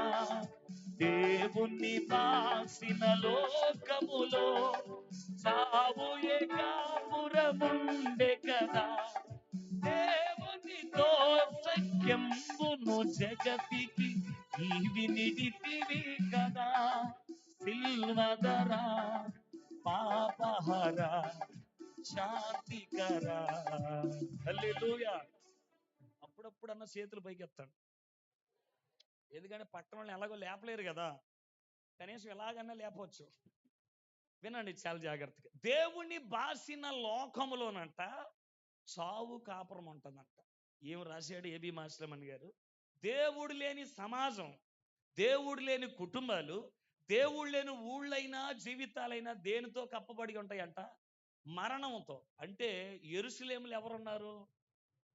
అంటే ఇప్పుడు ఎరుకోలు ఎవరు లేరని అర్థం అవుతుంది కదా. ఇప్పుడు యెరూషలేము గురించి కొద్దిగా అర్థమైంది కదా. ఆ పట్టణంలో ప్రతి వాని పాదాలు ఉండాలి, ఆరాధించడానికి పట్టణానికి ఎక్కి వెళ్ళాలి. అక్కడ ఆయన ఉంటున్నాడు కాబట్టి ఆయనతో పాటు నివాసము మనం చేయాలి. ఇది సగటు ఒక నిజ క్రైస్తవుడికి ఉండాల్సిన ప్రిన్సిపల్స్ కదా. సో వీడు ఎరుకోకి వెళ్తున్నాడు. అసలు ఇప్పుడు యెరూషలేము కనుక ఎరుకో బాగుందా లేదో చూద్దాం లేఖనాల్లోంచి, మీకు అర్థం అవడానికి. మీరేం తెరవదు, ఓ రెండు మూడు రిఫరెన్స్లు అంతే. ఇశ్రాయేలీయులు ఐగుప్తు నుండి కానానికి వెళ్తున్నారు. వెళతా ఉంటుంటే వారికి ఎదురుగా ఎర్ర సముద్రం వచ్చింది. దేవుడు ఎండగట్టాడు. అరణ్యాల గుండా వెళ్ళినప్పుడు కూడా దేవుడు వారికి ఏమీ తక్కువ చేయలేదు. ఆహారం ఆకాశం నుండి కురిపించి బండల నుండి నీళ్ళిచ్చి దేవుడు ఎన్నో కార్యాలు జరిగించుకుంటూ వచ్చాడు. అయితే ఇన్ని ప్రయాణాల్లో దేవుడు ఎక్కడ జాగ్రత్తలు చెప్పాల, ఒక్క దాని దగ్గరే జాగ్రత్త చెప్పాడు. అది ఏ పట్టణం అంటే ఎరుకో పట్టణం. చెప్పండి, ఏ పట్టణం అది? ఏ పట్టణం దగ్గర దేవుడు రూల్ పెట్టలా, ఈ పట్టణం దగ్గర పెట్టాడు. ఎందుకంటే ఈ పట్టణం అంతా శపితమైనది, శాపగ్రస్తమైన పట్టణం మరి ఎక్కడ లేదు. ఎందుకంటే ఈ పట్టణం నిండా మరణము విలయతాండం ఆడుతుంది. దీనిలో మరణదూత సంచారం చేసే పట్టణం ఇది. యెహోవా చేత శపించబడిన పట్టణం అన్నమాట. అయితే దేవుడు ఎరుకో దగ్గరకు వచ్చాక ఇశ్రాయేలు ప్రజలతో ఇలా బుజ్జగించాడు. రబ్బాయ్, మీ కంటికి రమ్యంగా కనబడుతుంది ఈ పట్టణం, కానీ కనిపించేంత మంచిది కాదు, ఇందులో మరణం ఉందరా. సో మీరేం చేస్తారంటే ఎరుకో మీదకి యుద్ధానికి వెళ్ళండి, కానీ అందులో ఉన్న వాటిని మాత్రం తెచ్చుకోవద్దు అన్నాడు. ఎందుకంటే ఎరుకోలో ఉన్నవన్నీ మరణ సంబంధమైనవి అని ఇంత చెప్పాడు. చెప్పినప్పుడు ఆకాని విన్నాడా? వినలేదు. ఏం చేశాడు? బంగారపు కమ్మిని, పై సేనారు వస్త్రాన్ని ఆశించాడు. తర్వాత ఏమైంది మనకు తెలుసు. రాళ్లతో కొట్టి ఆకోరు లోయలో ఆకాను చంపేశారు. దేవుడు ఆకాను చచ్చిపోయాక బాధపడి యెహోషువతో ఇలాగన్నాడు, నేను చెప్పాను కానీ వాడు వినలేదు. సో ఇప్పుడైనా సరే మనం ఒక పని చేద్దాం యెహోషువ అని దేవుడు మాట్లాడాడు. యెహోషువతో ఏం చేయమంటావు ప్రభు అంటే, ఈ పట్టణాన్ని అగ్ని చేత పూర్తిగా కాల్చేయమన్నాడు. సరే ప్రభు కాల్చేస్తానని మొత్తం కాల్చేసాడు. అంతా అయిపోయింది. అయిపోయిన తర్వాత ఇశ్రాయేలు ప్రయాణం మరలా కానానుకు బయలుదేరారు. మళ్ళా దేవుడు యెహోషువని ఆపి, నాకు ఎక్కడో చిన్న ఆలోచన ఉంది, నువ్వేం చేస్తావంటే ఈ పట్టణాన్ని కాల్చేసావు కదా, ఇక్కడ ఒక బోర్డు పెట్టు అన్నాడు. ఏంటి ఆ బోర్డు అంటే, ఈ పట్టణాన్ని యెహోవా శపించాడు, ఈ పట్టణాన్ని ఎవడో కట్టకూడదు. 6:26 యెహోషువ గ్రంథం. ఆ దినములలో యెహోషువ ద్వారా యెహోవా శబ్దం ఇలా చేయించారు. చదవండి ఆ మాటలు. ఎవడు ఎరుకో పట్టణమును కట్టించ పూనుకొనునో వాడు యెహోవా దృష్టికి ఏమవుతాడంట? శాపగ్రస్తుడు అవుతాడు అన్నాడు. దాని పునాది వేయగా వాని జ్యేష్ఠ కుమారుడు చచ్చును, దాని తలుపులను నిలవనెత్తగా యెహోవా అంటే దేవుడు చెప్పిన మాట ఏంటి? ఈ పట్టణాన్ని అసలు కట్టించొద్దు, కట్టితే చాలా ప్రమాదాలు జరుగుతాయి. ఎలాంటి ప్రమాదం జరుగుతుందని చెప్పాడు? ఈ పట్టణాన్ని కడితే జ్యేష్ఠ కుమారుడు చస్తాడు, పునాది వేస్తే కనిష్ఠ కుమారుడు కూడా చచ్చిపోతాడు అని చెప్పాడు. అంటే ఈ మాటలు అర్థమవుతుంది ఏంటంటే, యెరూషలేము కట్టకూడదంటే అర్థం ఏంటి? ఆ పట్టణం అంత దరిద్రమైన పట్టణం, కానీ వీడు ఆ పట్టణాన్ని ఎంపిక చేసుకున్నాడు. దేవుడు ఆ పట్టణాన్ని ఎంత శపించాడో మీకు అర్థం అవడానికి, కాల్చడంతోనే కాదు, అక్కడ ఒక బోర్డు పెట్టించడమే కాదు, అక్కడ దేవుడు చాలా జాగ్రత్తలు చెప్పినా కూడా ఒకడు ఆ పట్టణాన్ని గురించి ఆలోచించకుండా, దేవుని మాటను లెక్క చేయకుండా ఆ పట్టణాన్ని కట్టాడు. రాజుల మొదటి గ్రంథము 16వ అధ్యాయము 34వ వచనం చదవండి. ఆ దినములలో బేతేలుడైన హీయేలు ఎరుకో పట్టణమును కట్టించ పూనుకొనెను. మొదటి రాజులు 16:34. అబీరాము అను అతని జ్యేష్ఠ కుమారుడు చనిపోయెను, దాని గమలని తలుపులు కిటికీలను ఎత్తగా సెగూబు అని అతని కనిష్ఠ కుమారుడు కూడా చనిపోయెను. ఇది నూనె కుమారుడైన యెహోషువ ద్వారా యెహోవా సెలవిచ్చిన మాట చొప్పున సంభవించెను. స్తోత్రం కలుగునుగా. అంటే యెహోషువ కాలములో దేవుడు చెబితే, రాజుల కాలములో అక్కడ పని చేశాడు. దేవుని మాటలో ఎప్పుడు మార్పులు ఉండవు కదా. కాలము దొర్లిన తర్వాత దేవునికి అవిధేయుడిగా మార్చబడ్డాడు. ఈ హీయేలు అనేవాడు ఈ పట్టణాన్ని కట్టాడు, 2 కుమారులను పోగొట్టుకున్నాడు. అక్కడేమో ఆకాను కుటుంబం పోయింది. ఇప్పుడు ఇక్కడ హీయేలు అనేవాడు కూడా తన కుటుంబాన్ని ఏం చేసుకున్నాడు? పాడు చేసుకున్నాడు. బికాస్ దేని బట్టి అంటే, ఎరుకోలో చేయకూడని పనులన్నీ చేయడాన్ని బట్టి. ఇప్పుడు మీకేం అర్థం అవుతుంది? యెరూషలేము కన్నా ఎరుకో బెటర్ అనిపిస్తుందా? మాట్లాడాలి. ఎరుకోలో ఆకాను చనిపోయాడు, అబీరాము సెగూబులు కూడా చనిపోయాడు. అంటే మనిషి నివసించడానికి యోగ్యకరమైన పట్టణము కాదు అని పర్టికులర్గా అర్థమైపోతుంది. ఒక మాట అడుగుతున్నాను, ఈ ఎరుకో జాతిలోనే కదా పుట్టి పెరిగింది ఒక అమ్మాయి వేశ్య, ఎవరో ఆవిడికే నచ్చలేదు, వీడికి ఎందుకు నచ్చింది నాకు అర్థం కాల. అంటే వేశ్యలో కూడా సహించుకున్న పట్టణము ఎరుకో, కానీ వీడికి ఆ పట్టణం మీదే బీతుంది. ఓ మాట చెప్తున్నాను, బైబిల్ అందుకే చాలా స్పష్టంగా చెప్పింది ఏంటంటే, మీరు లోకమునైనను, చదవడం వచ్చిన ఏంది, మొదటి యోహాను పత్రిక 2:15 చదవండి అన్నమాట. 2:15 మొదటి యోహాను పత్రిక. ఈ లోకమునైనను, ఇటు నా వైపు చూడండి, బైబిల్ అలాగే పెట్టుకుని అదే వచ్చిన నా వైపు చూడండి, మీకు ఇలా చెప్తాను. యెరూషలేము ఎవరి పట్టణం? ఎరుకో అప్పుడు ఎవరి పట్టణం అయి ఉంటది? లోక సంబంధమైన పట్టణమే కదా. ఇప్పుడు ఇక్కడ ఏమన్నాడు? లోకమునైనను. ఇప్పుడు ఇక్కడ ఎరుకోనైనని చదువుదాం అందరం కలిసి. ఈ ఎరుకోనైనను, ఎరుకోలో ఉన్న వాటినైనను ప్రేమింపకుడి. ఎవడైనా ఎరుకోను ప్రేమించిన ఎడల ఏమవుతాడు? దేవుని ప్రేమ అనేది వానిలో ఉండదు. ఎరుకోలో ఉన్నదంతా ఏంటి? శరీరాశయు, నేత్రాశయు, జీవపు డమ్మం. ఇవి తండ్రి వలన కలిగినవి కావు, ఇవి ఎరుకో సంబంధమైనవి అన్నాడు. తర్వాత 17వ వచనం, లోకం కాదు, ఎరుకోను దాని ఆశయు గతించిపోను, యెరూషలేములో దేవుని ఎదుట నిలవాలన్న దేవుని చిత్తమును చేయువాడు నిరంతరము నిలుస్తాడు. కొట్టుగట్టిగా చెప్పండి హల్లెలూయా. అంటే మనం లోకాన్ని ప్రేమించకూడదు, ఎరుకోను ప్రేమించొద్దు అన్నాడు. ఎరుకోలో ఉన్న వాటిని కూడా. చాలా మంది మేము లోకంలో ఉన్నవి జోలికి వెళ్ళలేండి, కొన్ని చుట్టాలు గొట్టాలు ఉంటారు కదా, వాళ్ళని కాపాడుకోవాలి కదా అంటుంటారు. నేను అనే విషయం ఏంటంటే, దేవుడు చాలా స్పెసిఫిక్గా చెప్పాడు, లోకాన్ని ప్రేమించొద్దు అన్నాడు. లోకములో ఇప్పుడు ఎరుకోను ప్రేమించకూడదు, ఎరుకోలో ఉన్న వాటిని కూడా ప్రేమించకూడదు. దేవుడు చెప్పిందంటే ఖచ్చితంగా అది మనం తూచా తప్పకుండా పాటించాలి. కానీ ఏం చేశాడు వీడు? యెరూషలేమును వదులుకున్నాడు. ఆకాను, అబీరాము, సెగూబులు చనిపోయిన స్థలాలను తాను కూడా ఎంపిక చేసుకుని ఎక్కడికి వెళ్తున్నాడు? ఇప్పుడు అదే ఎరుకోకి వెళ్తున్నాడు. అంటే దీన్ని బట్టి అర్థమవుతుంది ఏంటంటే, నా చావు నేను చస్తాను అనే బ్యాచ్. చాలా మంది ఈ రోజుల్లో ఇలాంటి ధోరణే ఉంది తెలుసా. ఇంతవరకు నా చిన్నప్పుడు వాక్యం తర్వాత మినిమం అరగంట ప్రార్థన ఉండేది. పశ్చాత్తాపంతో చాలా మంది వాక్యాన్ని బట్టి ఏడ్చి గుండెలు బాదుకొని దేవుని కనికరం కొరకు ప్రార్థన చేసుకునేవాడు. కానీ ఇప్పుడు అలా కాదు, వాక్యం అవుతమే ముగింపు ప్రార్థన. వాక్యం తర్వాత కొద్దిసేపు కూడా దేవుని సన్నిధిలో గడపకపోతే వాక్యంలో ఉన్న సారము, జీవం మనం ఎప్పటికీ కనుగొనలేం. సబ్మిటేషన్ అనేది, ఆల్టర్ కాల్ అనేది చాలా ఇంపార్టెంట్. సమయం ఎక్కువైనంత కూడా, సమయం ఎంతైనా సరే కొద్దిసేపు మనం వాక్యాన్ని బట్టి మన హృదయాలను పరీక్షించుకోవడం. ఎందుకు మాట చెప్తున్నానంటే, కొంతమంది విఐపి లాగా నిలబడతారు, దైవజనుడు గుండెలు బాదుకు నరుపుతూ ఉంటాడా, వీళ్ళు మాత్రం చాలా హుందాగా. కొంతమంది అలా ఉండరు, కొంచెం పగిలిన హృదయాలతో కళ్ళతో నీళ్లు నింపుకొని దేవుని సన్నిధిలో ఏడుస్తూ ఉంటారు కొంతమంది. ఈ రెండింటికి బ్యాచ్ ఏంటో చెప్పనా?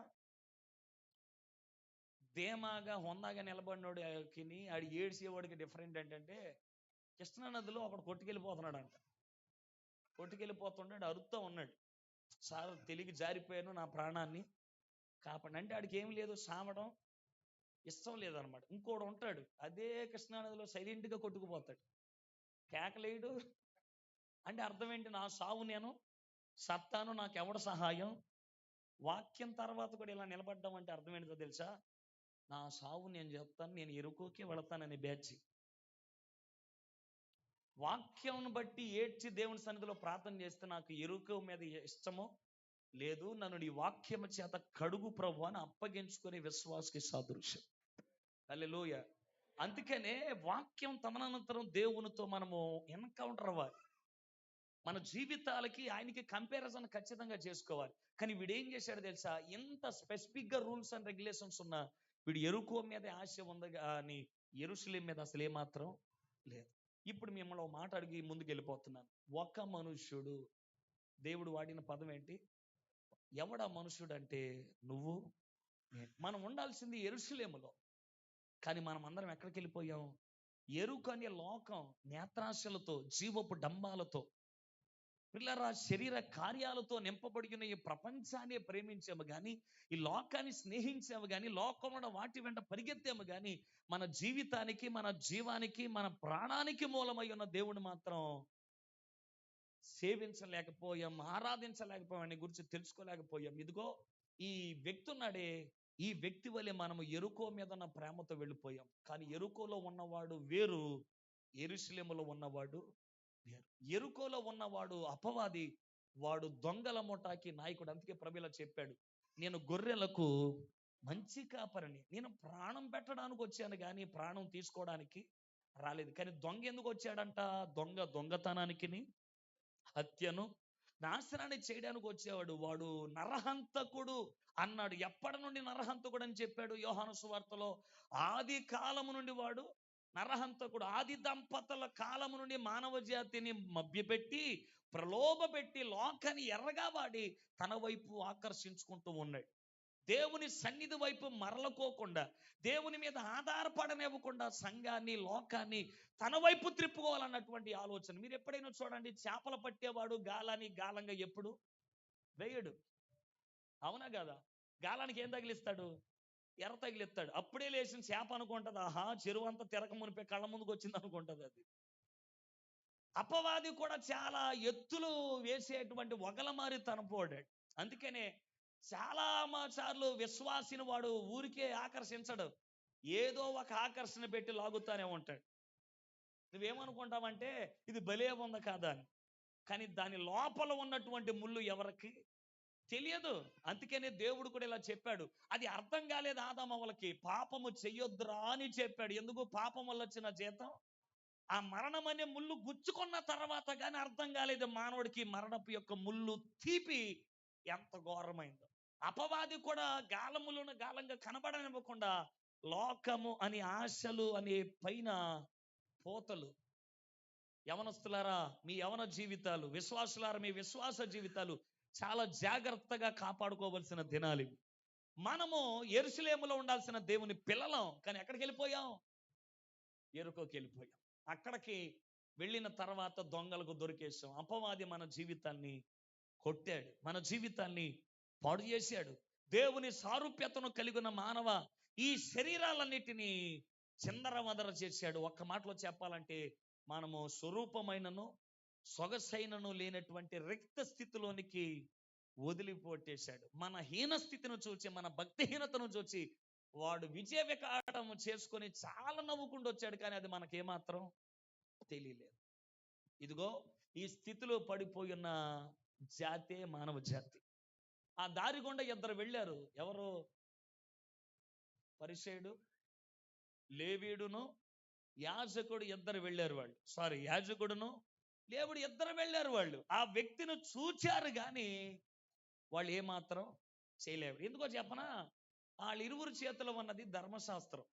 యాజకుడి చేతిలో ఉన్నది ధర్మశాస్త్రమే, లేవీయుడి చేతిలో ఉన్నది కూడా ధర్మశాస్త్రమే. ధర్మశాస్త్రం ఒక పాపిని రక్షించడానికి అది చొరవతనం తీసుకోదు. ఎందుకు? ధర్మశాస్త్రం ఏం చెప్పింది? కంటికి కన్ను, పంటికి పన్ను అని చెప్పింది. అంటే పోయినోడిని పోయినట్టే వదిలేయాలి కానీ వాడి దగ్గరికి మనము వెళ్ళకూడదు. ఇంకొక రీతిలో చెప్పాలంటే లేవీలకి, యాజకులకి దేవుడు ఏం చెప్పాడంటే శవాలను ఏమాత్రం ముట్టుకోవద్దన్నాడు. ఊరి పొలిమేరలో పడిపోయిన వాళ్ళు ముట్టుకొని మీరు అపవిత్రులు కావద్దు అని చెప్పాడు. అందుకనే వీళ్ళు ఇరువురు అలాగే వెళ్ళిపోయారు. కానీ మూడో వ్యక్తి వచ్చాడు. ఆయన ఎప్పుడు మనకు సుపరిచితమైన వ్యక్తి కాదు. ఆయన చాలా మహత్యము కలిగి ఉన్న దేవుడు. ఆయన మనము లోకమనే ఈ విగ్రహ సంబంధమైన లోకపు ఆగడాల మధ్య నలిగిపోయి కుషించిపోయిన మన జీవితాలు, మన ఒంటి మీద వాడు కొట్టినటువంటి దెబ్బలు, మనకు అయినటువంటి పాప సంబంధమైన హేయపూరితమైన క్రియలను బట్టి చావు బతుకుల మధ్య మనము కొట్టిమిట్టాడు. ఎఫెసీయుల 2:1 ప్రకారం మీరు పాపముల చేతను అపరాధముల చేతను చచ్చిన వారమై ఉన్నామంట.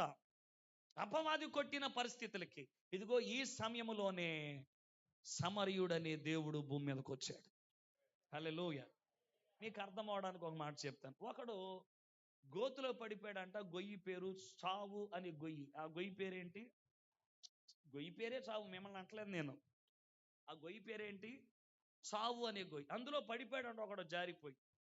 పడిపోతే లోపల ఉన్నవాడు అరిశాడంట, సార్ సార్ సార్ ప్లీజ్ నన్ను సేవ్ చేయమని. అదే దారి గుండా వెళ్తా ఉంటుంటే ఆ పైన ఉన్నవాడు పరిగెత్తుకొని వచ్చి అలా పడిపోయి, అయ్యయ్యో మీదే ఊర్రా అన్నాడంట.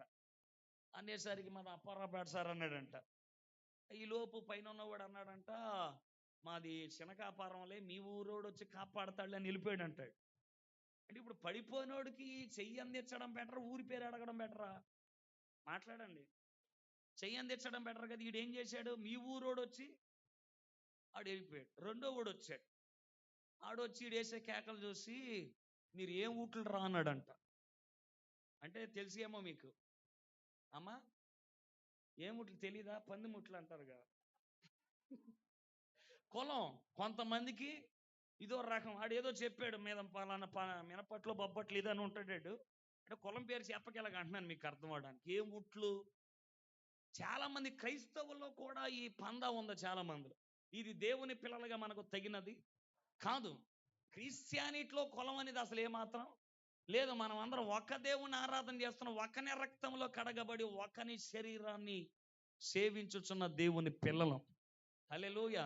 ఇక్కడ ఎవడు ఎక్కువ కాదు, ఇక్కడ ఎవడు తక్కువ కాదు, అంతే.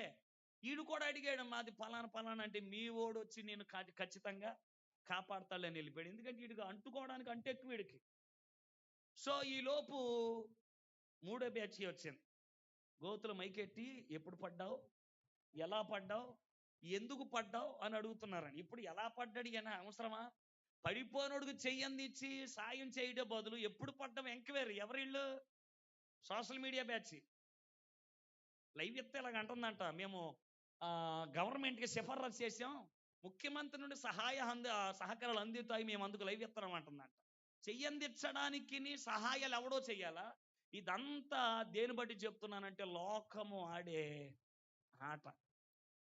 ఎవడు రక్షిస్తున్నట్టు కాపాడుతున్నట్టు అంటారు కానీ ఎవడు ఏమీ చేయలేడు. ఈ తంతంత పరలోకమందున్న దేవుడు చూచాడు. అరే చావు బతుకుల మధ్య చచ్చిపోతుండే చెయ్యి అందించి పైకి లేవడానికి మీకు అహాలు ఎందుకంటూ వచ్చినారని తానే తన మహిమను విడిచిపెట్టి మరణపు గోతులో ఉన్న మానవుడికి తన చెయ్యి అందించి పైకి లేవనెత్తడానికి వచ్చాడు సమరయుడు. హల్లెలూయా. అందుకనే సిలువలు అరిచాడు, దేవా నీ వేళ నా చెయ్యి. పాపిని పట్టుకున్నప్పుడు తాను కూడా దోషుడుగానే మార్చబడ్డాడు. మన పాపాన్ని బట్టి తాను కూడా అలాగే రిక్తుడుగా చేయబడ్డాడు. తండ్రి చెయ్యి విడిచిపెట్టాల్సిన అవసరత ఎందుకంటే మన చెయ్యి పట్టుకున్నాడు గనక కుమారుని ప్రేమ మన మీద చావలేదు. అందుకనే ఆ కుమారుడి ద్వారా మనకి విమోచన కలిగింది. సమరయుడు ఆ వ్యక్తి దగ్గరికి వెళ్ళాడు. మనల్ని చూడడానికి ప్రభు వచ్చినప్పుడు నిజంగా మన బతుకు ఎలా ఉందో తెలుసా? యెషయా 1:5 ప్రకారం మీరు ఎలా ఇంకా కొట్టబడుచున్నారు. చదవండి ఆ మాటలు. యెషయా 1:5 వచనం ప్రకారం ఏమని వ్రాయబడి ఉంది అక్కడ? సమరయుడు మనం చూడడానికి వచ్చినప్పుడు మన నిజ బతుకు, నిజ స్థితి ఈ విధంగా అక్కడ వ్రాయబడి ఉన్నా, నిత్యము మీరు ఎలా తిరుగుబాటు చేస్తున్నారు ఎరుకో వైపు వెళ్ళాలని. సో ఎరుకోలు మీరు ఎలా కొట్టబడుతురు. ప్రతివాడు నడినెత్తిన వ్యాధి కలిగి ఉన్నాడు. ఆ వ్యాధిని బట్టి ప్రతివాని గుండె బలహీనమైపోయెను. అరకాలు మొదలుకొని తల వరకు స్వస్థత కొంచెమైనను లేదు. ఎక్కడ చూచినా గాయాలే, దెబ్బలే, పచ్చిపుండ్లే, అవి పెండబడలేదు, కట్టబడలేదు తైలముతో. నా వైపు చూడండి, చేతులు పైకెత్తి అందరం స్తోత్రం చెప్దామా? హల్లెలూయా. సో ఇప్పుడు సమరయుడు మన దగ్గరకు వచ్చి చూసేసరికి మన బ్రతుకులు ఎలాగున్నాయి అంటే, మనం యెరూషలేములో లేము. ఎక్కడున్నాం? ఎరుకు అనే లోకపు పొలిమేరలో ఉన్న వాడు కొట్టిన దెబ్బలకి మనకు ఒక వ్యాధి సోకింది. ఆ వ్యాధి పేరే పాపము అనే వ్యాధి. చెప్పండి, ఏ వ్యాధి? ఆ వ్యాధి యొక్క దాఖలాలు ఎక్కడి నుంచి ఎక్కడ దాకా ఉన్నాయి? నడినెత్తి నుంచి అరకాల వరకు కొంచెమైన స్వస్థత లేదు. అందుకని తలంపుల్లో పాపం ఉంది, వినికిల్లో పాపం ఉంది, చూపులో పాపం ఉంది, మాటలో పాపం ఉంది, చేతలో పాపం, నడకలో పాపం, పడకలో పాపము. ఎక్కడ చూసినా మానవ జీవితం అంతా పాపమే. రోమపత్రిక ప్రకారం పాపము అందరిలో ఉన్నదని చెప్తుంది. ఏ భేదము లేదు, అందరూ పాపులే. ఈ పాపం యొక్క వ్యాధి తల నుంచి అరికాల వరకు ఉంది. ఎక్కడ చూసిన దెబ్బలు, పచ్చి పుండ్లే.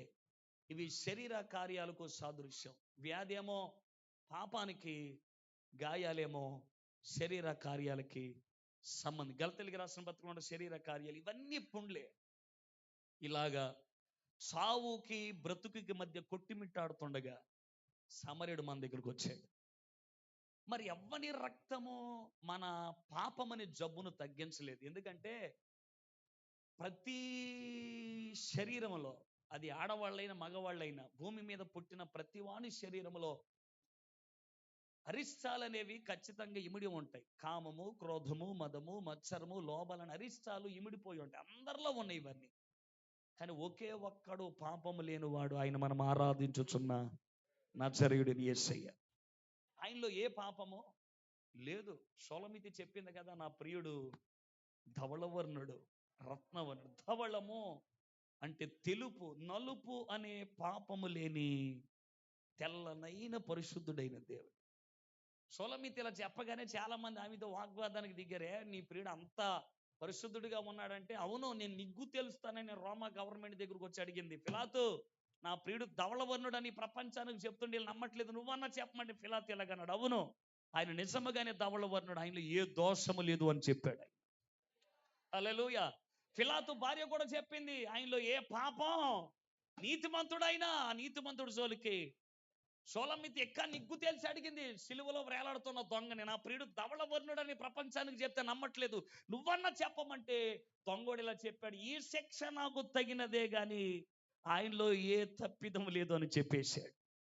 రోమా సైన్యాధిపతి కూడా చెప్పిన మాట ఏంటో తెలుసు, అవును షోలమితి చెప్పినట్టు ఆయన ధవళవర్ణుడే, ఎందుకంటే ఆయన నేను చిత్రవద చేశాను, గడ్డం పెరికాను, మొక్క మీద ఉమ్మూసాను, వెనకాల ముందుకు వచ్చి అపహాస్యం చేశాను, ఎవడ నిన్ను కొట్టినోడని హేళన చేసిన, పిడికిలు బిగించలేదు, పళ్ళు పటపడ కొరకలేదు, ఉరుమురుము కూడా చూడలేదు. ఎంత దేన పరుడైన దేవుడు నేను ఎక్కడా, ఈయన నిజముగా దేవుని కుమారుడు. స్తోత్రం.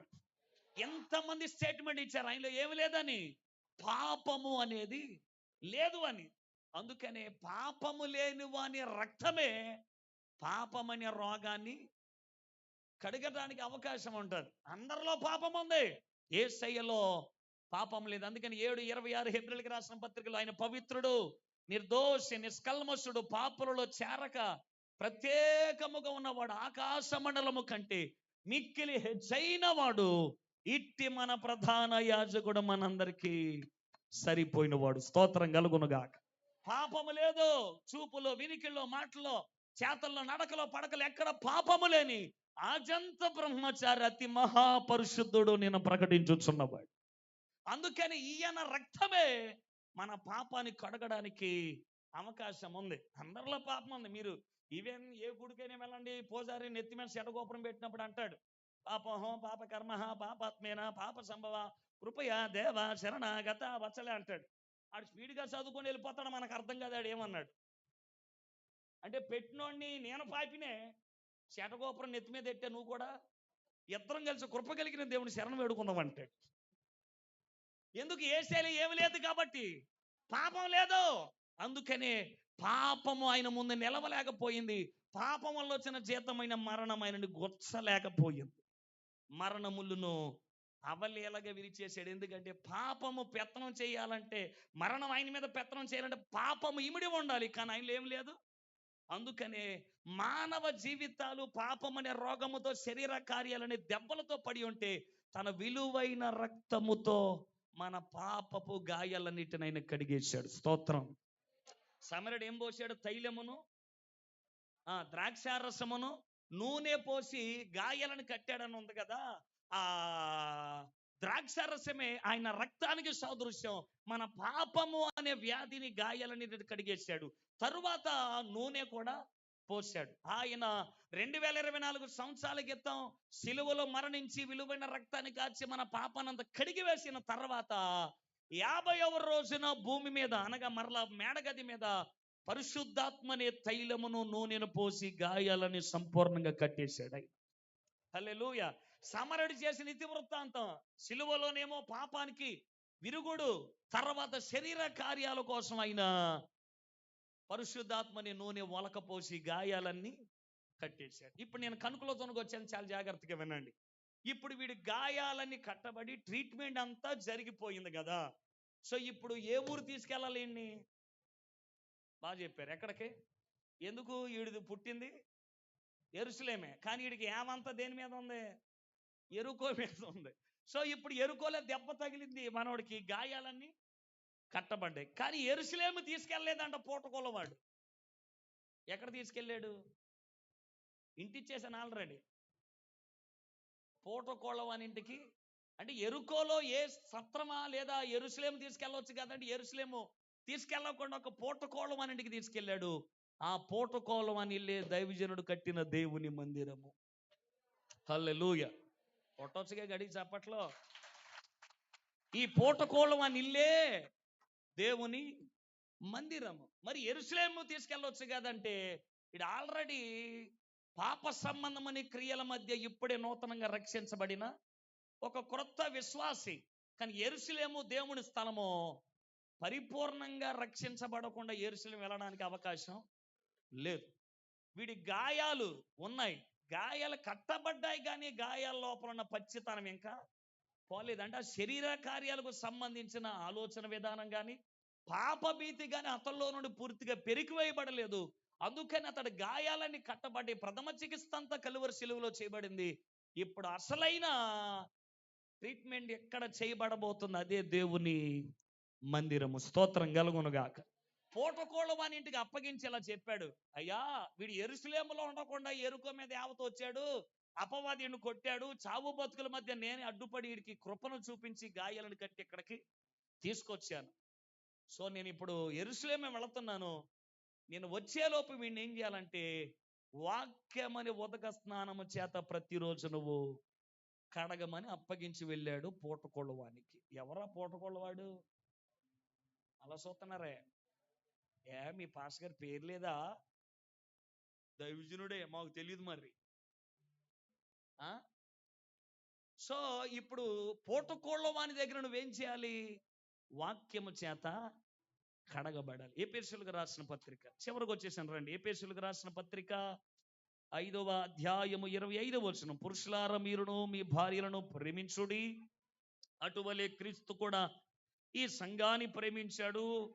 అది కళంకమైనను ముడత అయినను అట్టిది మరి ఏదైనను లేక పరిశుద్ధమైనది గాను నిర్దోషమైనది గాను మహిమగల సంఘముగాను ఆయన తన ఎదుట అనగా యెరూషలేములో తన ఎదుట నిలవబెట్టుకొనవలెనని వాక్యము అనే ఉదక స్నానముతో.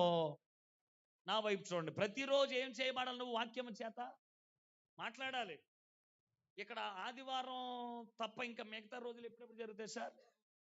శుక్రవారం ఏం ప్రార్థన? ఉపవాసం. శనివారం ఉపవాస ప్రార్థన. ఎంతమంది వస్తారు ఇక్కడ బ్యాచ్? చేతులు ఎత్తండి. ఆదివారం సంగతి అడుగుతున్నా నేను. ఉపవాస ప్రార్థనకు వచ్చే బ్యాచ్ అంటే అని మొత్తం డబ్బా కొట్టే బ్యాచ్ అనా? ఇప్పుడు ఆదివారం అనేది రూలు ఏమని? దేవుని సన్నిధికి. మరి ఉపవాస ప్రార్థన ఎందుకు మానేస్తున్నారు? అది సిద్ధపాటు కూడిక కదా. వాక్యము చేతని అంతరంగాన్ని శుద్ధీకరించుకొని ఉపవాసం చేత శరీర కార్యాలని చంపుకొని ప్రక్రియ కుటుంబాన్ని వాక్యము చేత కట్టుకునేటువంటి మంచి సమయం. సంఘ కాపరి ఎందుకు ఇలాంటి ఉపవాస కోడికలు వారంలో పెడతా ఉంటాడంటే ఇంటికాడ చేయలేనివని కూడా ఇక్కడ వెసులుబాటు అంతే కదా. మిమ్మల్ని మరలా దేవుని పరిపక్వత వైపు నడిపించడానికి. దీన్ని కూడా పోగొట్టుకుని ఆదివారం వచ్చి ఏం చేస్తాం? ఆదివారం ప్రార్థనకు ఉండదా సమయం? ఉండదు కదా, అంత ఎక్కువ సమయం ఉండదు కదా. ఉపవాస ప్రార్థన ఎప్పుడు ఎస్కేప్ చేయకూడదు. ఉపవాస ప్రార్థన జీవితంలో మానొద్దు. ఎందుకో తెలుసా? అది నీ అంతరంగాన్ని శుద్ధీకరించుకునేటువంటి అద్భుతమైన సమయం అది. ఉపవాసముతో కూడుకున్న విశ్వాస జీవితాలు చాలా ఉపేక్షించబడితే దేవునిలో. ఎందుకు ఇక్కడికి నేను తీసుకొచ్చాడు? వాక్యం చేత కడగాలి. ఇప్పుడు డాక్టర్ గారు ఉన్నాడు, ఆయన ట్రీట్మెంట్ చేసేటప్పుడు నొప్పి వస్తుందా రాదా? కొంతమందికి వస్తుంది వాక్యం చెప్పేటప్పుడు. కొంతమంది అనుకుంటున్నాను నిద్ర వస్తుంది, వీడు వదులుతలేదంటారు బాబు అని. అలాంటి వాళ్ళకి వందనాలు. చేతులు పైకి స్తోత్రం చెప్పండి. అది ఒక్కడ అయిపోయింది, నాకు అర్థమైంది. చూడు బెండకాయ చెట్లు ఒళ్ళిపోయినట్టు ఇలాగ పంగల గారు తెచ్చుకోవాల్సింది ఈసారి, మెడ కిందకు వారకుండా. సరే వినండి, చాలా జాగ్రత్తగానండి. చాలా వింటున్నారు. కొన్ని పెట్ల వాలిపోయి అనుకోండి, వేరే విషయం. సరే అర్థమవుతుంది, నా మాటలు అర్థమవుతుంది అని స్తోత్రం చెప్పండి. అది ఎంత ఊపు ఉంచుకొని ఎందుకమ్మా అలాగ ఉసూరమంట. ఆ? సరే వినాలి. ఇప్పుడు డాక్టర్ గారి దగ్గరికి వెళ్తాం. డాక్టర్ గారి దగ్గరికి వెళ్ళినప్పుడు ఆయన మెడలో ఏముంటది? ఉంటుంది. అదే చేతిలో కత్తులు కూడా ఉంటాయి. అవునా కదా? ఇప్పుడు స్టెతస్కోప్ దేనికి? రోగాన్ని వెతకడానికి. అవునా? కత్తి దేనికి? ఎతికిన రోగాన్ని కోసేయడానికి. ఏమన్నా అంతేనా? ఇప్పుడు నువ్వు ఇక్కడికి వచ్చావు, ఇప్పుడు నీకు కూడా ఏం జరగాల? అమ్మా, అర్థమైపోయింది మీకు? ట్రీట్మెంట్ ఖచ్చితంగా జరిగింది. ఇప్పుడు ట్రీట్మెంట్ జరుగుతున్నప్పుడు వాక్యం నిన్ను కొన్నిసార్లు నొప్పిస్తుంది. నొప్పిస్తుందా నొప్పించదా? కొంతమంది ఏమంటారంటే మనసులో ఉందనుకుంటా నా మీద కక్కి అతను అడిగిన అనుకుంటారు. ఏళ్ళు ఇలాగ వచ్చినప్పుడు మామూలుగా అడుగుతున్నా, నీకు చెప్పకుండా ఎవరు చెప్పమంటావు?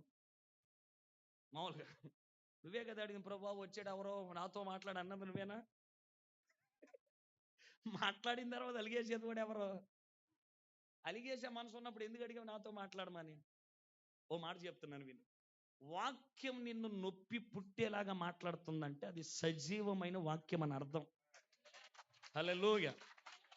నొప్పి అంతరంగాన్ని గాయం చేస్తుందంటే దేవుని మాట నీలో పని చేస్తుందని అర్థం.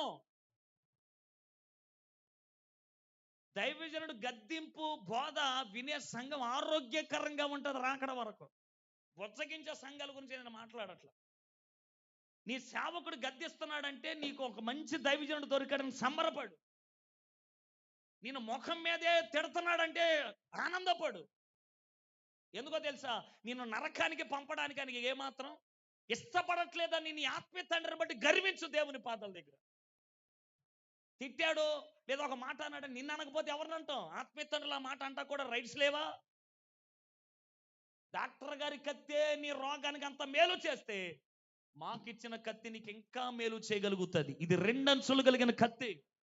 ఇది నీ ప్రాణాన్ని నీ ఆత్మను పరిశుద్ధపరిచే కత్తిదే. డాక్టర్ గారు కత్తుల కన్నా దైవజనుడు చేతులున్న కత్తి నీకు చాలా ప్రయోజనం. ఇది నేను గాయం చేసినా సరే గాయము కూడా కట్టగలిగినటువంటి సామర్థ్యం. హల్లెలూయా. దైవజనుడు గద్దించాడనో లేదా ఒక మాట అన్నాడనో దయచేసి మనసులో ఏవో ఉంచుకోమాకండి. పేతురు లేచి నిలవబడి ప్రసంగం చెప్పినప్పుడు వాళ్ళు ఎలాగన్నారు? అయ్యా, మా హృదయాలు నొచ్చుకున్నాయి. మమ్మల్ని ఏం చేయమంటారు? వేరే సంఘానికి వెళ్ళలేదు వాళ్ళు, వేరే దారి వెతుక్కోలేదు వాళ్ళు. పేతురు దగ్గరకు వచ్చి అయ్యలారమేమో మమ్మల్ని ఏం చేయమంటారు? పేతురులో చెప్పాడు, మూర్ఖులకు ఈ తరానికి మీరు వీరమంట. సపరేషన్ అనేది నీకు చెప్పినప్పుడు దానికి తూచ తప్పకుండా పాటించు. గాయాలు కడుతున్నప్పుడు నొప్పి కలుగుతుంది. కడుతున్న ప్రతిసారి దేవునికి అప్పగించుకో. ఆ నొప్పిని భరించు. దానిని బట్టి సరి చేసుకో. దిద్దుబాటు అనేది నీ జీవితానికి చాలా ప్రాముఖ్యమై ఉన్నది. ఆ రోజు సమరుడు అప్పగించి వెళ్ళిపోయిన తర్వాత పూటకొలవాడు ప్రతిరోజు అదే చేశాడు. ఇప్పుడు కూడా మీకు చేసేది అదే. అదే ఈరోజు మీకు కూడా జరిగేది. మీలో పరిపక్వత అనేది లేదా పరివర్తన అనేది దేవుని బట్టి తెలుసుకోవాలి. అది రావాలన్నటువంటి ప్రసవ వేదన మిమ్మల్ని మరలా దేవుని పాదాల దగ్గరికి, ఆయన బలిపీఠం దగ్గరికి సమకూర్చాలన్నటువంటి తృష్ణ, అభిలాష, ఆకాంక్షతో ఇలాగ ప్రతి నెల పెట్టడానికి దైవజనుడికి ఇచ్చినటువంటి ప్రేరేపణ. నా సంఘం చెదరకూడదు, విశ్వాసులు అవిశ్వాసులుగా మార్చబడకూడదు, వారు దేవుని బలిపీఠాల మీద కణకణ మండే నిప్పు కణాల వలె ఉండాలన్నటువంటి ఆ తృష్ణతో ఏర్పాటు చేసేవి. అంతేగాని ఏదో కాలయాపన చేయడానికి కోసం కాదు. పూటకోళవానికి అప్పగించి వెళ్ళిపోయాడు 2024 సంవత్సరాల క్రితం. వెళ్ళిపోతూ మాకు 2 దేనారాలు ఇచ్చాడు. ఎన్ని దేనారాలు? 2 తీరీలు ఉన్నాయి. ఒకటి పాత నిబంధన, రెండవది ఇందులో నుంచే మాట్లాడాలి. 2 దేనారాలు. దీన్ని ఇంకో కోణంలో కూడా నేను చెప్పాలంటే మత్తయి 20వ అధ్యాయం ప్రకారం ఒక దేనారము ఒక రోజు కూలి అని ఉంది బైబిల్లో. ఒక రోజంతా కష్టపడితే వచ్చే శాలరీ ఎంత? 1 దేనారం. అంటే రోజులో వచ్చే కూలి 1 దేనారం అయితే సమరీయుడికి 2 దేనారాలు ఇచ్చాడంటే ఎన్ని రోజులు కూలి అవుతుంది అప్పుడు? 2 రోజులు కూలి. పేతురు రాసిన ప్రకారం ఒక దినం ఆయనకి 1000 సంవత్సరాలు 1 దినము వల్లే ఉన్నాయి. అంటే 2 దేనారాలు 2 రోజులకు సంబంధించింది. అయితే అప్పుడు రోజు 1000 సంవత్సరాలకి అయితే 2 రోజులు 2000 సంవత్సరాలకి సంబంధించింది. అంటే ఆయన వచ్చి ఎన్ని సంవత్సరాలు అయింది ఇప్పటికి? 2000 సంవత్సరాలు, 24 సంవత్సరాలు. ఆయన వెళ్ళిపోతే ఇలా చెప్పండి, నేను వెళుతున్నాను, మరలా వచ్చేటప్పటికి ఒకవేళ ఆలస్యం అవ్వచ్చు. ఈ ఆలస్యం అయితే ఇంకా 2 దేనాలు సరిపోకపోతే ఇప్పుడు నువ్వు ఖర్చు పెట్టిన తర్వాత నేనే వచ్చి నేను దానికి వెల చెల్లిస్తానన్నాడు. అంటే 2 దేనారాలు అయిపోయి 24 25 ఇది. అంటే 2 దేనారాలకు ఇచ్చినటువంటి వెల చెల్లుబాటు అయిపోయింది. ఇప్పుడు దైవజనులే కష్టపడుతున్నారు సంఘాన్ని పరిపక్వ దశకి తీసుకురావడానికి. అప్పులని, సభలని, కూడికలని, సహవాస కూడికలను, ఉపవాస కూడికలని ఏదో విధంగా సంఘాన్ని బలపరచాలి. ఎందుకంటే యెరూషలేముకి వెళ్ళిన దేవుడు మరల భూమి మీదకి త్వరగా రాబోతున్నాడు. పూటకోళం అనే దగ్గర నమ్మకంగా ఉన్న వ్యక్తులను మరలా యెరూషలేముకి తీసుకెళ్ళడానికి. కడగబడుతున్నావా? వాక్యం చేత కట్టబడుతున్నావా? దైవజనుడు ఏదో అన్నాడని నొప్పి పుట్టి మానేస్తున్నావా? చిన్న చిన్న వాటికి తట్టుకోలేకపోతున్నావు. ఎక్కడికే రాలేనోడు రేపొద్దున అక్కడికి ఎలాగ వెళ్ళగలుగుతాడు? ఇక్కడే నీ హృదయాన్ని బలిపీఠం మీద కాల్చున్నాడు. రేపొద్దున దేవుని తేజస్సు ముందు ఎలా నిలవబడగలుగుతావు? అయిపోయింది. 2 దినాల కాలం చెల్లుబాటు అయిపోయింది. బహుశా నేను అనుకుంటున్నాను యెరూషలేము నుండి ఆయన భూమి మీదకి త్వరగా రాబోతున్నాడు. ఎప్పుడు వస్తాడు కూడా ఎవరికి? ఆయన వచ్చే టైం అయింది. మరి కట్టబడిన గాయాలు మానిపోనియా? కళంకము నేను ముడతైనడా అట్టిది మరి ఏదైనాను లేకుండా ఉండాలి. యెరూషలేములో నా ఎదుట నేను నిలవబెట్టుకోవాలని ఆశతో రాబోతున్నాడు. నేను అప్పగించి వెళ్ళానులే, దైవజనుడు కడుతున్నాళ్లే, చాలా మంది కడిగేసుకుని ఉంటారు. వాళ్ళు మా కలంకమని ఏది లేకుండా, డాగు మచ్చ లేకుండా నా కొరకు శుద్ధ సువర్ణాలుగా మార్చబడి ఉన్నారేమో అని ఆయన రాబోతున్నాడు. కానీ ఆయన వచ్చేలోపు ఇంకా మన శరీరాల మీద అవే గాయాలు, మన ఆత్మకు పట్టిన బరుసు అలాగే ఉంటే ఆ రోజు నువ్వేడ్చావు, ఈ నన్ను బతికించేవాడు ఎవడని ఉంటే బాగుండేదని. కానీ ఒకరోజు ఏడ్చినా వినబడే పరిస్థితులు ఉండవు. నరకానికి వెళ్ళిన తర్వాత ప్రార్థనలు ఆలకించబడే స్థలం అది మాత్రం కాదు. భూమి మీద నుండి పరలోకానికి నిచ్చెన ఉందేమో కానీ నరకం నుండి పరలోకానికి నిచ్చెన లేదు. మొర్రలు ఇక్కడే వినబడతాయి. పరలోకానికి వెళ్ళిన తర్వాత అసలు పరలోకంలో వేసి ఏ కేక ఆయన చెవులకి వినబడదు. జాగ్రత్త సుమి, ఆయన వచ్చే టైం అయిపోయింది. యెరూషలేము వెళ్ళడానికి నువ్వు రెడీగా ఉండాలి. ఆ రోజు యెరూషలేముకి ఎక్కి వెళ్ళాలి. ఇప్పుడు కూడా మనము ఎక్కి వెళ్ళబోవాల్సిన సమయం వచ్చింది. దేని మీద? మేఘం మీద. స్తోత్రం కలుగును గాక. సేమ్ తిరిగే మార్లా అదే తిరి. ఇప్పుడు ప్రతివాని పాదాలు పరలోకములో ఉండాలి. హల్లెలూయా.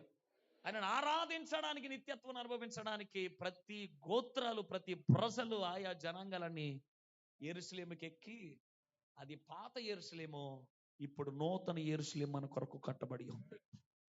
యుగ యుగాలు తండ్రి ముఖాన్ని చూస్తూ, కష్టం, ఇరుకు, ఇబ్బంది, వ్యాధి, బాధ, ఆకలి ఏమి లేని ఓ సుఖవంతమైన, రమ్యమైన, అద్భుతమైన నగరం, దేవుని నిత్య నివాసం. అక్కడికి మనము వెళ్ళాలంటే పూటకోళం అనే దగ్గర నమ్మకంగా మనము బ్రతకాలి.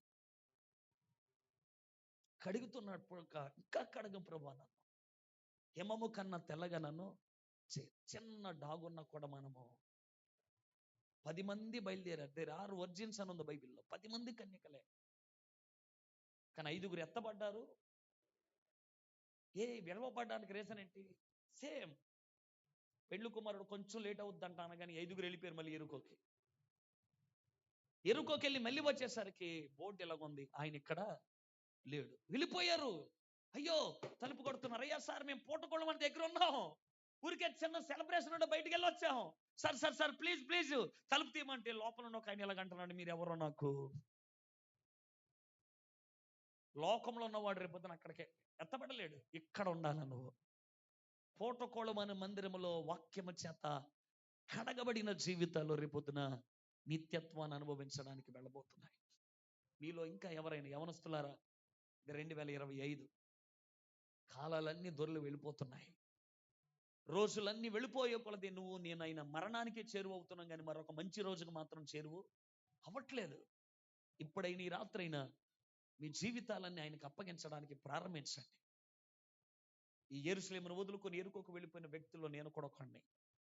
చిన్నప్పుడే అవిడితనంతో బాధపడితే దేవుడు నన్ను ముట్టి స్వస్థపరిచాడు. ఈసారి వచ్చినప్పుడు నా సాక్ష్యం చెప్తాను. నాన్న మంచి సేవకుడు, మంచి ప్రార్థన పరుడు. సేవలో కష్టాలు తట్టుకోలేక చిన్నప్పుడు ఇలాగ అన్నాను నేను ఇంటర్లో. బ్రతకడానికి ఇన్ని మెతుకులు పెట్టినప్పుడు నాకు ఈ బైబిల్ వద్దని విసిరేసిన మూర్ఖుడు నేను. సమస్యలు తీరినప్పుడు చేసుకొని సావండి, ఈ సేవలతో నాకు పనుద్దని అమ్మ నన్ను ఏడిపించిన ఒక వ్యక్తిని, తప్పిపోయిన కుమారులు అంటోండి. లోక ప్రేమలకి, లోక స్నేహాలకు అలవాటు పడి దేవుని చిత్తాల్లో లేని మనుషులు నా లైఫ్లోకి తెచ్చుకున్న మొదలు నరికిన చెట్టు విరిగి పడిపోయినట్టు 2015 లైఫ్ అయింత కొలాప్స్ అయిపోయింది. వెనక తిరిగి చూసుకునేసరికి కోర్టుల చుట్టూ, పోలీస్ స్టేషన్ చుట్టూ తిరగలేక మనసు పాడైపోయి జీవితాన్ని నేనే ముగించేసుకుందాం అన్నటువంటి ఆలోచన. డిసెంబర్ 18, 2015 అర్ధరాత్రి నా గదిలో మరణం నాతో మాట్లాడింది. 2016 నువ్వు చూడవు. ఎందుకు చూడనో తెలియలేదు. బయటకు వచ్చాను, ఎవరు కనిపించలేదు. క్యాలెండర్ వైపుకి వెళితే 12 రోజులు ఉంది. 12 రోజుల్లో నేనేమైపోతానో తెలియలేదు. నాన్న మంచి ప్రార్థనపరుడు, నాన్న 30 సంవత్సరాల సేవ నిడివి కలిగిన దైవజనుడు. చర్చిలో ప్రార్థన చేస్తాను నా తండ్రి ప్రతిరోజు 3 గంటలకి లేచి. ఆ రోజు వెళ్ళి నాన్న పక్కన కూర్చున్నాను. నాన్నతో చెప్పిన ఇదంతా. నాన్న అన్నాడు, వెళ్ళి ప్రార్థన చేసుకోరా అన్నాడు. చిన్నప్పటి నుంచి వింటున్న పదవి విసిగిపోయాను. పాస్టర్ గారి పిల్లలకి వీళ్ళకేంటరా బై భర్త అన్నీ ఉంటాయి అనుకుంటారు వీళ్ళు. మాకుండే తెప్పలు మరి ఎవడికే ఉండవు. మేము ఏది అడిగినా ప్రార్థన అనేవాడు మా బాబు. ఏది అడిగినా కూడా, ఎందుకంటే ఆయనకు ఉన్నది అదే కాబట్టి. చిన్నప్పటి నుంచి విని విసిగి వేసారిపోయిన ఆ రోజు కూడా అదే అన్నాడు. కానీ ఆ రోజు నాన్న చెప్పినట్టు చేసుంటే బాగుండేది కానీ వినలా. నాన్న ముందు నటించాను ప్రార్థన చేసుకుంటున్నట్టు.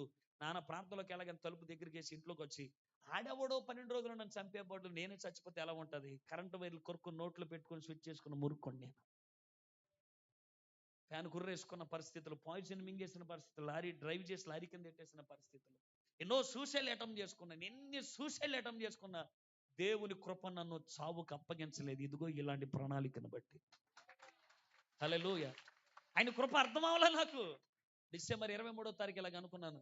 ఇన్ని సూసైడ్ చేసుకుంటున్నా సాగు ఎందుకు రావట్లేదు? ఇలా కదా, ఏలూరుపాడు ఉప్పేరు బ్రిడ్జి మీదకి వెళ్ళి దూకి చచ్చిపోతాం బయలుదేరి వెళ్ళాను. తెలుసా మీకు ఏలూరుపాడు ఉప్పేరు బ్రిడ్జి? ఆ రాత్రి నా గదిలో నా ముఖం మీద నేను ఉమ్మేసుకున్నాను. ఇంకెందుకు రా సావకుండా బతుకున్నాం, పదా బ్రిడ్జి మీద దూకి చచ్చిపోద్ది. మనశ్శాంతిని కోల్పోయిన వ్యక్తిని, జీవితం ఎటు వెళుతుందో తెలియకుండా జీవితం పట్ల పూర్తి విరక్తి చెందిన మనిషిని ఆ రోజు ఆ బ్రిడ్జికి నిలవబడి ఏడుస్తూ ఉన్నాను. బ్రతుకు మీద ఆశ లేని దినాలు. బలిపేట మీద ఒప్పుకుంటున్నాను. నేను అన్నాడు దేవుడిని ప్రేమించలేదు సరిగ్గా. అంటే దేవుడిని వెతకలేదు. నేను వెతకలేదు కానీ ఆయన వెతుక్కుంటూ వచ్చాడు ఆ రాత్రి నా దగ్గరికి. దేవుని ప్రేమ చాలా అమోఘమైంది. మనం వదిలేసుకుంటాం కానీ ఆయన మాత్రం వదిలేసేవాడు కాదు. ఆ రాత్రి ఆయన నా దగ్గరకు వచ్చేలాగా అంటున్నాడు, నీ తండ్రి అయిన మోషే దేవుడిని. నాన్న మోషే, అమ్మ లూదియా. అమ్మ నాన్న ఇంట్లో పడుకుని ప్రభు నీ కొడుకు చావడానికి వెళ్ళాడు, లేచి ప్రార్థన చేయమని. గుండెలు బాదుకుంటే అమ్మ నాన్న దేవుని మందిరానికి వచ్చి, ప్రభా నా కుమారుడు చావడానికి వెళ్ళాడు. ఏ చేత్తో విసిరేసాడో మరలా అదే చేత్తో పట్టుకోవాలి వాడు. బైబిల్లో ఏ నోటితో సేవ చేయను అన్నాడు, అదే నోటితో వాడు సేవ చేసి సువార్థికుడిగా మార్చబడాలి. నా కుమారుడు చేసిన ప్రతి దోషాన్ని మా తలల మీద పెట్టుకుని మేము ఒప్పుకుంటున్నాం. అమ్మానాలు ఏడ్చిన ఏడుపులు ఆ రోజు ఫలభరితంగా మార్చబడ్డాయి. పిల్లలు ప్రపంచానికి ప్రయోజకులుగా మార్చబడాలంటే తల్లిదండ్రులు ప్రార్థనా పరులై ఉండాలి. ఆ ప్రార్థన ప్రాకారం అవుతుంది. నీ కన్నీరు కవచమే నీ బిడ్డలను కప్పగలుగుతాయి. ఆ రోజు దేవుని కృప ఒకటి, రెండోది నా తల్లిదండ్రులు చేసిన ప్రార్థన. ఆ రోజు దేవుడు నాతో, నా కుమారుడా నీకు అక్కర్లేని జీవితం నాకు ఇస్తావా? ఎందుకు పనికిరాదు అనుకుంటా నా లైఫ్ నా చేతులు పెట్టగలిగితే నిన్ను మహిమగల పాత్రగా వాడుకుంటాను. నేను వదులుకున్నాను కానీ ఆయన మాత్రం నన్ను వదులుకోను. ఆయన మాట్లాడుతుంటే నాలో ఉన్న లోపాలు, పాపాలు, బలహీనతలు, అవిధేయతలు, తిరుగుబాట్లు అన్నీ కళ్ళ ముందు తారసపడుతున్న సిగ్గు విడిచి ఆయన కాళ్ళు పట్టుకుని ఒప్పుకున్నాను. ఇంకెప్పుడు నీకు వ్యతిరేకంగా బ్రతకనయ్యా, ఊపిరాగే వరకు నీతోనే జీవిస్తా. ఏ దారిలో నడిపిన ఎదురు ప్రశ్న వేయకుండా వెనకలు నేను నడిచొస్తాను. నిన్ను మించినోడు నాకు ఇంకెవడో లేడయ్యా. ఉన్న పళంగా నా జీవితాన్ని ఆయన చేతులు పెట్టాను. ఆ రాత్రి ప్రభు మరలా నాతో మాట్లాడుతున్నారు. నీ నోట మాటలు ఉంచుతాను, నీ నోట పాటలు ఉంచుతాను. నీ మాటలు అనేకులు బ్రతికించి నీ పాటలు అనేకుల్ని బలపరుస్తాయి. చూడు నా అరచేతులు నేను చెక్కుకుంటున్నాను. ఆ రాత్రి ప్రభువు నా తల మీద చేయి వేసి అభిషేకించారు. దశాదిశ మొత్తం మారిపోయింది. ఆ రాత్రి నుండి పాతవి గతించెను, సమస్తము క్రొత్తవిగా మార్చబడి. చిన్నప్పుడు పలక మీద గీసుకున్న పిచ్చి గెత్తలు చెరిగినంత సులభంగా జీవితంలో గీసుకున్న పిచ్చి గెత్తలు యవనస్తులు వింటున్నారా? పలక మీద అంటే చెరుగుతాయి కానీ జీవితాలు గీసుకున్నవి చెరగో. అమ్మకి నాన్నకి వ్యతిరేకంగా చేసిన కార్యకలాపాలు, అమ్మా నాన్న దుఃఖాలు జీవితాలకి మంచివి కాదు. నేను దానివల్ల నష్టపోయి అనుభవించి చెప్తున్నాను మీతో. ఆ రోజు ప్రభు దర్శించిన రీతిని బట్టి బతికాను, కానీ లేకపోతే ఈ పాటికి సమాధులు ఉండేవాడిని. మొన్న డిసెంబర్కి 23కి 9 సంవత్సరాలు కంప్లీట్ అయ్యి ఇది 10వ సంవత్సరం దేవుడు నన్ను బ్రతికించి, లేకపోతే ఈ పాటి సమాధులు ఉండేవాడిని. సమాధుల నుండి చిత్రంగా సమాజానికి సంఘానికి ఆశీర్వాదకరంగా ప్రభు నన్ను చేసిన వైనం. అప్పుడే రాసుకున్న నీ పాట, రాజా నీ సన్నిధిలో నేను ఉంటానయ్యా, మనసారా ఆరాధించుకుంటూ బ్రతికేస్తాను. కోల్పోయినవన్నీ నాకు ఇవ్వడానికి, బాధల్లో నన్ను బ్రతికించడానికి నువ్వు రాకపోతే నేను, ఆ రోజు కనుక సమరయుడు రాకపోయి ఉంటే వాడు నిశ్చయముగా నేను కూడా అంతే. ఆ రోజు వచ్చాడు ఆయన, అందుకే రాసుకున్న, ప్రభా నిజంగా నువ్వు రాకపోయి ఉంటే ఈ పాటికి నేను సమాధులు ఉండేవాడిని. అట్టే డౌన్లో ఉంటే సమాధులు ఏర్పడి బిగించి డౌన్లో అటువైపు, ఆ సమాధుల వైపు చూసుకుని ఇలా కనుక్కునేవాడు, చూడరా ఎంతమంది హాయిగా పడుకున్నారా, ఎల్రా చచ్చిపోతే సమాధులు హాయిగా నిద్ర పట్టిద్దరు, ఈ బాధలు ఉండవురా. ఇలాంటి వ్యక్తి ఈరోజు ఎంత బలిపీఠం మీద దేవుని కొరకు వాడబడే సాధనం. ఓ సాధారణమైన పల్లెటూరు నాది, ఓ మారుమూల, కానీ ఇప్పుడు దేవుడు మారుమోగేలాగా ఈ జీవితాన్ని చేశాడు. ఎంత ఏడ్చానో అంత నవ్వేలాగా చేశాడు. అందరి నోట్లో నానేను. చిత్రమైన విషయం ఏంటంటే నా పాట ఇప్పుడు అందరి నోట్లో నానేలా చేశాడు. జీవితం ఒక్క క్షణంలో మార్చగలిగిన ఆయన చేతులకి వెళ్ళి ఒకసారి చూడు. ఎప్పుడు నేను ఊహించలేదు కూడా ఈ జీవితాన్ని దేవుడు ఎంత ఆశీర్వాదకరంగా మారుస్తాడు అని. గతానికి ఇప్పటికి చాలా వ్యత్యాసం. మాటలో పరిపక్వతగా మాట్లాడే దేవుని జ్ఞానం. ఊహించలేదు నేను ఎంత దైవికమైన ఆశీర్వాదాలు పొందుకుంటాను అని కూడా. వయసు చిన్నదే, ఎందుకు మాట చెప్తున్నాను, యవనస్తులారా మీరు కూడా ఇంతకు మించి దేవుడు వాడుకుంటాడు. మీరు కూడా దేవుని కాడిమోయడానికి ముందు రండి. ఎరుకోలో ఏముందని వెళ్ళి వాడు చచ్చాడు. ఆ రోజు దేవుడు అడ్డుపడకపోతే వాడు కూడా ఆకాను అభిరామ శేగుబులు వాడు కూడా ఒకడు. కానీ నిన్ను ఆ ఒక్కళ్ళలో ఉంచకుండా సజీవుల లెక్కలో సంఘంలో నేను నిలువబెట్టాడు. రేపు యెరూషలేముకు నిన్ను తీసుకెళ్ళాలని. ఇక్కడే బతుకు, వాక్యము చేత కడగబడు, అప్పగించుకో, నమ్మకమైన విశ్వాస జీవితాన్ని కనపరచు. కంటికి కనబడుతున్న వాటి వైపు ఆకర్షించబడొద్దు. ఆయన ఇచ్చిన దాన్ని తిని బ్రతుకు. కష్టానైనా ఇష్టంగానే భరించు, అది నొప్పి కలిగించిన ఎలాంటి పరిస్థితి అయినా. కానీ ఏమాత్రం దేవుని మాత్రం వదులుకోకు. చావో రేవో తెలుసుకో, కానీ దేవుని మాత్రం ఏమాత్రం వదలకు. అనుకూలంగా ఉన్న, ప్రతికూలంగా ఉన్న, వ్యతిరేకతలున్న, లోబడి పరిస్థితులు ఏమైనా కానివ్వండి, దేవుని మాత్రం సస్యమైన వదులుకోవద్దు. ఆయన సన్నిధిలో నమ్మకంగా బ్రతుకుదాం.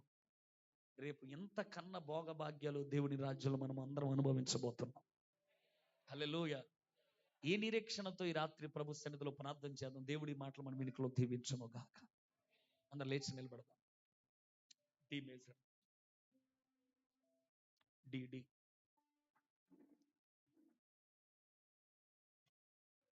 హల్లెలూయా.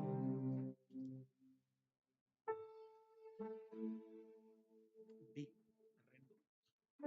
యా. కళ్ళు ముద్దాం, అలాగే 2 చేతులు ఆయన వైపు ఎత్తుదాం. ప్రభువా యెరూషలేముకి నన్ను సిద్ధం చేయండి. అందరూ ప్రార్థన చేయండి. కొద్ది నిమిషాలు సమయం వైపు చూడొద్దు. కొద్ది నిమిషాలు ఆయన వైపు చూద్దాం. మన అంతరంగాలను ఆయన వైపు తరం చేయడానికి ఇష్టపడదాం. ప్రభువా నన్ను నీ వాక్యముతో కడగండి, నన్ను నీ రూపులోనికి మార్చండి. పోటుకోవడం దగ్గర నమ్మకంగా బ్రతికే కృప నాకు కావాలి. దేవునికి దూరమై ఆలోచనలు ఈ రాత్రి తీసివేసేసుకో. యెరూషలేముకు వెళ్లకుండా ఇదే పోటుకోవడం దగ్గర లోకాన్ని ప్రేమించి ఇక్కడ ఏదో నటించే బ్రతుకుల మధ్య ఉంటే రేపు నిత్యత్వాన్ని పోగొట్టుకోవాల్సిన పరిస్థితులు వస్తాయి. ప్రతిమలాడు దేవుని పాదాలు పట్టుకుని, అయ్యా నిన్ను నేను ఏ మాత్రం వదులుకోను. నేను ఎరుకొని ప్రేమించే వ్యక్తిగా నా జీవితంలో నేను ఉండకూడదయ్యా. నాకు యెరూషలేము మీద ప్రేమ. యెరూషలేమా నిన్ను ప్రేమించు వారు వర్ధిల్లుతారన్న వాగ్దానాలు గుర్తు తెచ్చుకో. యెరికోను ప్రేమించి పాడవుతావో, యెరూషలేమును ప్రేమించి ఫలభరితంగా మార్చబడతావో. Choice is yours. నీకే అవకాశాన్ని వదిలిపెట్టాడు ఈ రాత్రి. నోరు తెరువు, నోరు తెరిచి మాట్లాడు. కళ్ళు మోయి చేతులు ఎరువైపోతాయా. నన్ను కడగండి సువర్ణంగా, నన్ను హిసోపు కన్నా తెల్లగా చేయండి. పాపము యొక్క గాయాలు, దెబ్బలు, పచ్చి పుండ్లన్నీ కడగండి నీ రక్తముతో. నీకు నచ్చనివి నాలో ఉంటే తీసివేయండి. చేదైన వేరును నాలో నుండి పెరికివేయండి అయ్యా. చేయి, ప్రార్థన చేయి, ప్రార్థన చేయి. యవనస్తుడా, ఈ రాత్రి నీ హృదయం అంతటితో ఆయన సన్నిధిలో ప్రాణమిల్లు. యెరికోలో దేవుడు లేడు, యెరూషలేములోనే దేవుడు ఉన్నాడు. యెరికోలో దేవుడు లేని స్థలాలకు వెళ్ళి ఎలా సుఖంగా బ్రతకగలుగుతావు? తప్పిపోయిన కుమారుడు నాన్న ఇంట్లో నుండి వెళ్ళిపోయాడు. ఏదో సంపాదించుకుందాం అనుకున్నాడు, కానీ ఏమీ లేనివాడై తిరిగి వచ్చాడు. ఏమీ లేనివాడై నాన్న దగ్గరికి వచ్చాడు ఉన్నాడు. అన్ని పోగొట్టుకున్నావు, కానీ రాత్రిని తండ్రి నిన్ను ప్రేమించాలనే ప్రేమ చావక ఈ రాత్రి నీ వైపు చేతులు చాచాడు. వస్తే చేరదీద్దామని ఆలోచన, వస్తే కనికరిద్దామని. చేయండి, ప్రార్థించండి కొద్ది నిమిషాలు. పురుషులారా కొద్ది నిమిషాలు, యవనస్తులారా సంగమహాదేవుని సన్నిధిలో ప్రార్థన చేద్దాం. ఆయన ఆయాసకరమైనవి, ఆయనకి మన ద్వారా దుఃఖాన్ని కలిగించేవి, వాటన్నిటిని దేవుని ఎదుట ఒప్పుకుందాం. మన అవిధేయతలు,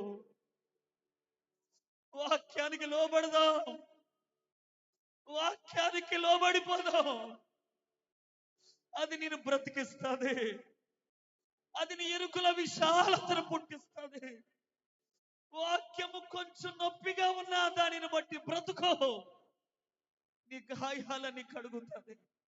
అడుగు, ప్రభా నన్ను కడుగయ్యా అని బ్రతిమలాడు. ప్రభుని అడగండి, కొద్ది నిమిషాలు ప్రార్థన చేయండి. మౌనంగా ఉండదు, మౌనంగా ఉండదు.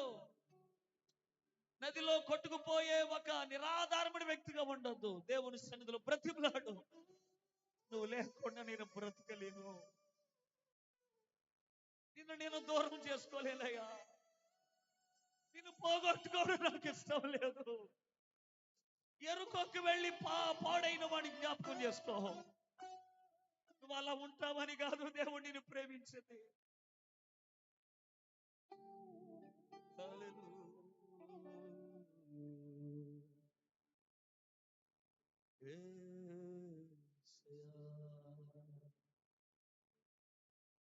నేనుండలేనయ్యా, నే బ్రతుకలేనయ్యా, నీవే లేకుండా నేనుండలేనయ్యా, నీ తోడే లేకుండా నే బ్రతుకలేనయ్యా. ఊపిరాగే వరకు నీతోనే జీవిస్తా, ఏ దారిలో నడిపినా నీ వెంటే నడుచు. ఈ ఊపిరాగే వరకు నీతోనే జీవిస్తా, ఏ దారిలో నడిపినా. చెడ్డమా విశ్వానికి నీవే నా గమ్యము, నీ మాటలు నడుచుతా. విశ్వానికి నీ మాటలు నడుచుతా. ఓ నిన్ను మించిన వెలుగుడే లేదు, నిన్ను మించిన. పాడదాం, చెప్పకూడదు అందరం కదా.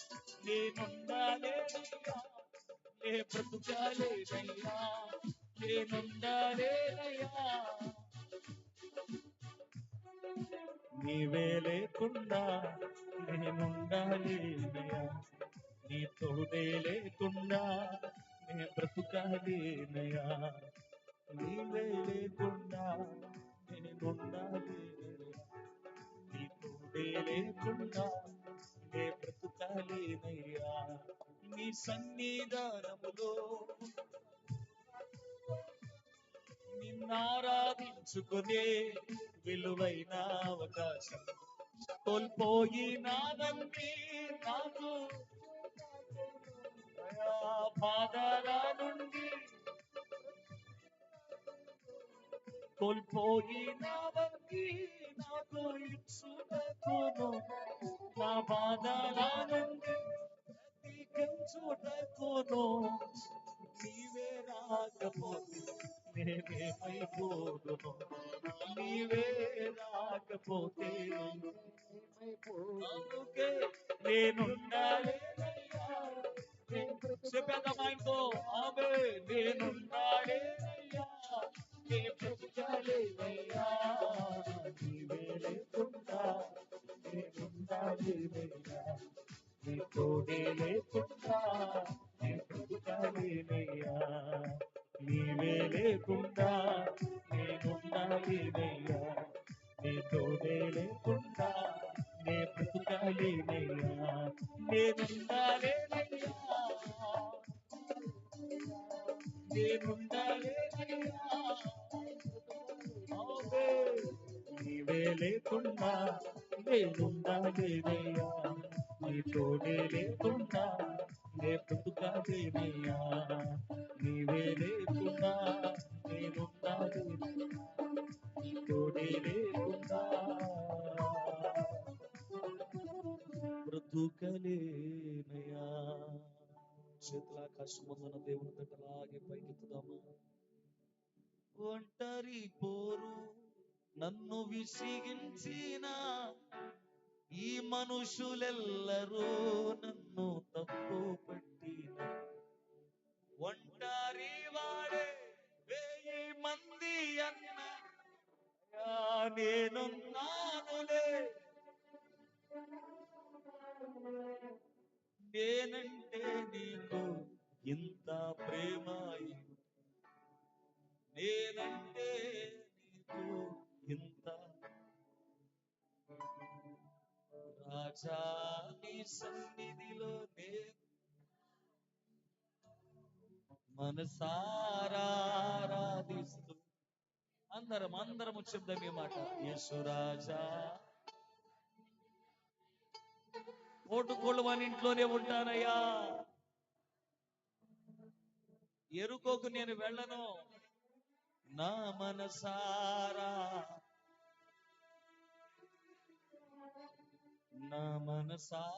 ఆరాధిస్తూ.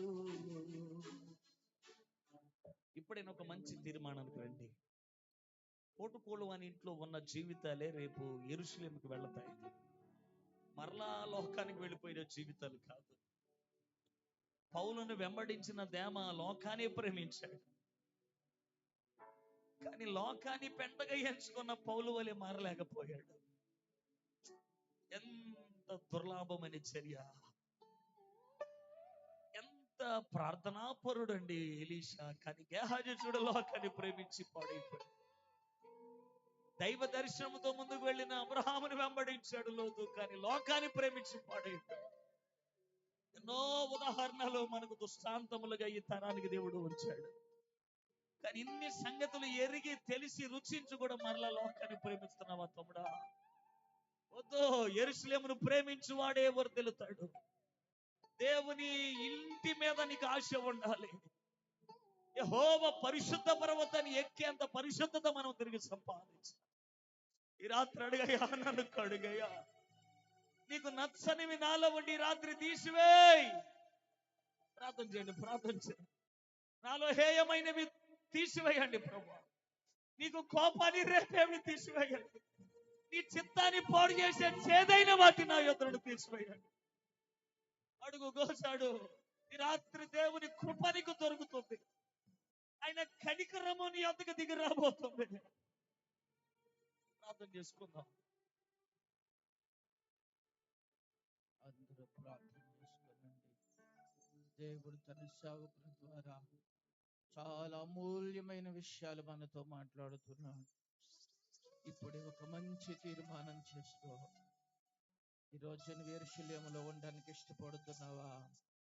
యెరికో వైపు వెళ్ళడానికి ఇష్టపడుతున్నావా? యెరికో ఎంత శాపపూరితమైనది, యెరికో ఎంత ప్రమాదకరమైనది. ప్రభువా, ఈరోజు నాయన అయా నీ సన్నిధిలో ఉంటాను ప్రభా. ఒక మంచి తీర్మానం చేసుకుందాం. ఈరోజు దేవుడు నీ జీవితంలో కార్యం చేయడానికి ఆయన ఇష్టపడుతున్నాడు. నీ బ్రతుకులు ఒక అద్భుతం చేయడానికి ఆయన ఇష్టపడుతున్నాడు. నీ బ్రతుకుని ఒక ఈ దినమున ఒక ఆశీర్వాదకరంగా మార్చడానికి ఇష్టపడుతున్నాడు. ఈ జీవితంలో ఇప్పుడు వరకు ఎంతో దుఃఖాన్ని, శాపాన్ని అనిపించేమో, ఒకవేళ ఎరుక మార్గంలో ఉన్నవేమో, శాపపూరితమైన పరిస్థితులు కూడా నీ ప్రయాణం సాగుతుందేమో, ఈ రోజున దేవుడు నేను ఆశీర్వదించడానికి ఈ శ్రేష్టమైన అవకాశం నీకు ఇచ్చాడు. ఈ శబ్దాన్ని నీకు వినిపించాడు. ఈ స్థలంలో నీకు రెండు తోడుకొచ్చాడు. ప్రభువా, నా బ్రతుకులో నీవు కార్యం చేయి. ఈ రోజు నుంచి నేను యెరూషలేములో ఉండాలి. అయ్యా నాయన, పూట కొలవాని చోట నేను ఉండాలి. నీవే నన్ను బలపరచండి అని ప్రభు పాదాల దగ్గర ప్రతి ఒక్కరు ప్రార్థన చేసుకోండి. శక్తిమంతుడైన దేవుడిని జీవితంలో ఈ రాత్రి గొప్ప కార్యం చేయడానికి ఇష్టపడుతున్నాడు. మన శాపమంతటిని తీసివేయడానికి యేసు ప్రభుల వారు అమూల్యమైన తన రక్తాన్ని చేత, ఆయన అమూల్యమైన రక్తము చేత మన పాపమంతటిని తొలగించి వేసి నిత్యత్వంలో నిలుచుకోవడానికి ఆయన ఇష్టపడుతున్నాడు. ప్రభువా, నేను నీ వైపుకి వస్తానయ్యా. అయ్యా, యెరూషలేములో నేను ఉండాలి. ఈ పూటగల అనే స్థలంలో నేను బలపడాలి. నేను ఉజ్జీవించబడాలి. నేను మండించబడాలి. నేను ప్రజ్వలించబడాలి. నా బ్రతుకు ప్రకాశవంతంగా మారాలి. నా బ్రతుకు అనేకులకు ఆశీర్వాదకరంగా ఉండాలి. అయ్యా, సహాయం దయచేయి. దేవుని పాదాల దగ్గర ప్రార్థించండి. దేవుడిని ప్రార్థన వింటున్నాడు. ఈరోజు పరిశుద్ధాత్మ దేవుడు మన మధ్య సంచారం చేయించున్నాడు. ఆయన మన ప్రార్థన వింటున్నాడు. ఇప్పుడే ఈ రోజు ఈ క్షణంలో నీ జీవితంలో కార్యం చేయడానికి ఇష్టపడుతున్నాడు. గొప్ప కార్యము చేయడానికి ఆయన ఇష్టపడుతున్నాడు. గొప్ప క్షేమకరం పరిస్థితులకి ఈ రోజు నుంచి నీ బ్రతుకులేకపోతున్నాడు. దైవజనుల జీవితంలో చేసిన దేవుడు నీ జీవితంలో చేయబోతున్నాడు. మరణమైపోవాలనుకున్న తన జీవితంలో, ఎప్పుడో సమాధి అయిపోవాలనుకున్న తన బ్రతుకులో, 2016లో తన బ్రతుకు అంతమైపోవాలనుకున్నాడు. కానీ దేవాది దేవుడు ఎంత గొప్పగా తన పరిచయలు వాడుకున్నాడు. నిన్ను కూడా దేవుడు వాడుకోవాలని ఆశపడుతున్నాడు. నిన్ను కూడా ఒక ఆశీర్వాదకరంగా చేయాలని ఆశపడుతున్నాడు. నీ జీవితం కూడా అనేకులకు ఉపయోగకరంగా చేయాలని ఆశపడుతున్నాడు. ఇప్పుడే నువ్వు యెరూషలేము వైపు వెళ్తావా? ఎరుకోవద్దు. ఈ రోజున ఒక మంచి తీర్మానం చేసుకో. దేవా, నేను యెరూషలేము వెళ్తాను. నేను యెరూషలేములో ఉండాలి. నీతో ఉండాలి. రాజ్యంలో ఉంటానయ్యా. నా ప్రాణం ఉన్నంత వరకు, నా ఊపిరి ఉన్నంత వరకు. తండ్రి, నీకు వందనాలు. ఈ మంచి అవకాశం ఇచ్చినందుకు నీకు స్తుతులు చెల్లిస్తున్నాను. నీ దాసుడు మా మధ్యకు తోడుకొచ్చినందుకు వందనాలు. శ్రేష్టమైన వాక్కులను మా మధ్యకి మీరు పంపించినందుకు వందనాలు. ఈ ప్రాంతాన్ని ప్రేమించారు. ఈ ప్రజలను ప్రేమించారు. ఈ చుట్టుపక్కల ప్రజలు ప్రేమించారు. వాక్యం వారికి అర్థమగును గాక. వాక్యాన్ని వారికి ఎరుగుదురు గాక. సత్యంలో నడుచుదురు గాక. జీవాన్ని వారు స్వతంత్రించుకుందరు గాక. ప్రభువా, నీకు వందనాలు స్వామి. ప్రాక్టికల్ గా తన జీవితం అయ్యా ఎంత నష్టపోయినప్పటికీ ఎప్పుడైతే నీ పక్కకి తిరిగాడో, నీ దాసుని అందరి మాట ఉంచావు. ఎంత గొప్ప దేవుడు. నీ వైపు తిరిగితే చాలు నాయన, మా బ్రతుకులను ప్రయోజనకరంగా చేయగలిగిన దేవుడు. అది ఎంత చేదైనా, ఎంత విషాదకరంగా ఉన్నా, ఎంత పేదరికం ఉన్నా, ఎంత దరిద్రం అనుభవిస్తున్నా, ఎన్ని కష్టాలు అనుభవిస్తున్నా, ఎన్ని రోగాలు అనుభవిస్తున్నా, ఎంత శాపం అనుభవిస్తున్నా, నీ మార్గములో అడుగు పెడితే చాలు వాళ్ళ బ్రతుకు ప్రభువా. తండ్రి, నీకు వందనములు ప్రభువా. నీవే సహాయము దయచేయండి. ఈ రోజున ఒక మంచి తీర్మానము చేసుకున్న ప్రతి బిడ్డను ప్రభువా ఒక ఆశీర్వాదకరముగా మారును గాక. ఇంకా కఠినపరచబడిన వారు ఎవరైనా ఉంటే ఇప్పుడే దర్శింపబడును గాక. నీ ఆత్మ వారి హృదయములను తెరుచును గాక. ప్రభువా, నీకు వందనాలు. నీవే ఆ గొప్ప కార్యములు జరిగించండి. దివ్యమైన సహాయం దయచేయండి. నీ బిడ్డల ఆశీర్వాదంతో గృహాలకు వెళ్తున్నారు. నీ గొప్ప కార్యములు బిడ్డల పట్ల జరిగించండి. ఈ పరిచయను దీవించండి. మరిన్ని మంచి పరిస్థితులు మీరు అనుగ్రహించండి. గొప్ప తండ్రి, నీకు వందనాలు. దేవి, ఇంత మంచి అవకాశం అందరికి ఇచ్చినందుకు స్తుతులు చెల్లిస్తున్నాం. అలాగే ఈ సంవత్సరం జరగబోయే ప్రతి మాసంలో నీ దివ్యమైన సహాయం దయచేయండి. ఈ బిడ్డలు తిరిగి గృహాలకు వెళుతుండగా అందరికీ తోడుండండి. ఈ రోజు నుంచి వారి మార్గములన్నీ ప్రభువా అయా యెరూషలేము వైపు మా ప్రయాణం పూటకోళ్ళ స్థలంలోనే మేము బలపడే, మేము బాగుపడే, మేము ప్రజ్వలించబ ఆ తీర్మానంతో నీ బిడ్డలు ఇక్కడి నుంచి కదులుతుండగా దాంట్లోనే వారి జీవితాంతము స్థిరపడి బలపడి వర్ధలును గాక. పరిశుద్ధాత్ముడు ఆ కార్యము జరిగించినందుకు నీ స్తుతులు చెల్లిస్తున్నాం. నీవే జ్ఞాపకం చేసుకోండి. ప్రతి ఒక్కరికి మేలు చేయమని దివ్యమైన సహాయము ఎల్లప్పుడూ ఇక్కడ ప్రతి బిడ్డకును ప్రభు దయచేయమని దాసులను కూడా ఇంకొన్ని బలపరిచి వాడుకోమని యేసు శక్తుల నామములో అడిగి వేడుకుంటున్నాము తండ్రి. యేసు రక్తమే చేయి ప్రభు, యేసు రక్తమే చేయి. అపవాది క్రియలకు ప్రవేశం సంపూర్ణ విచింకలున గాక. పరమ తండ్రిన దేవుని ప్రేమయు కుమారుడైన క్రీస్తు ప్రభుల వారి యొక్క కృపయు పరిశుద్ధాత్మిక అన్యోన్య సహవాసం కూడిన బిడ్డలందరికీ సకల పరిశుద్ధులకు మా అందరికీ ఇప్పుడును ఎల్లప్పుడూ సదాతుడి నడిపించును గాక. ఆమేన్.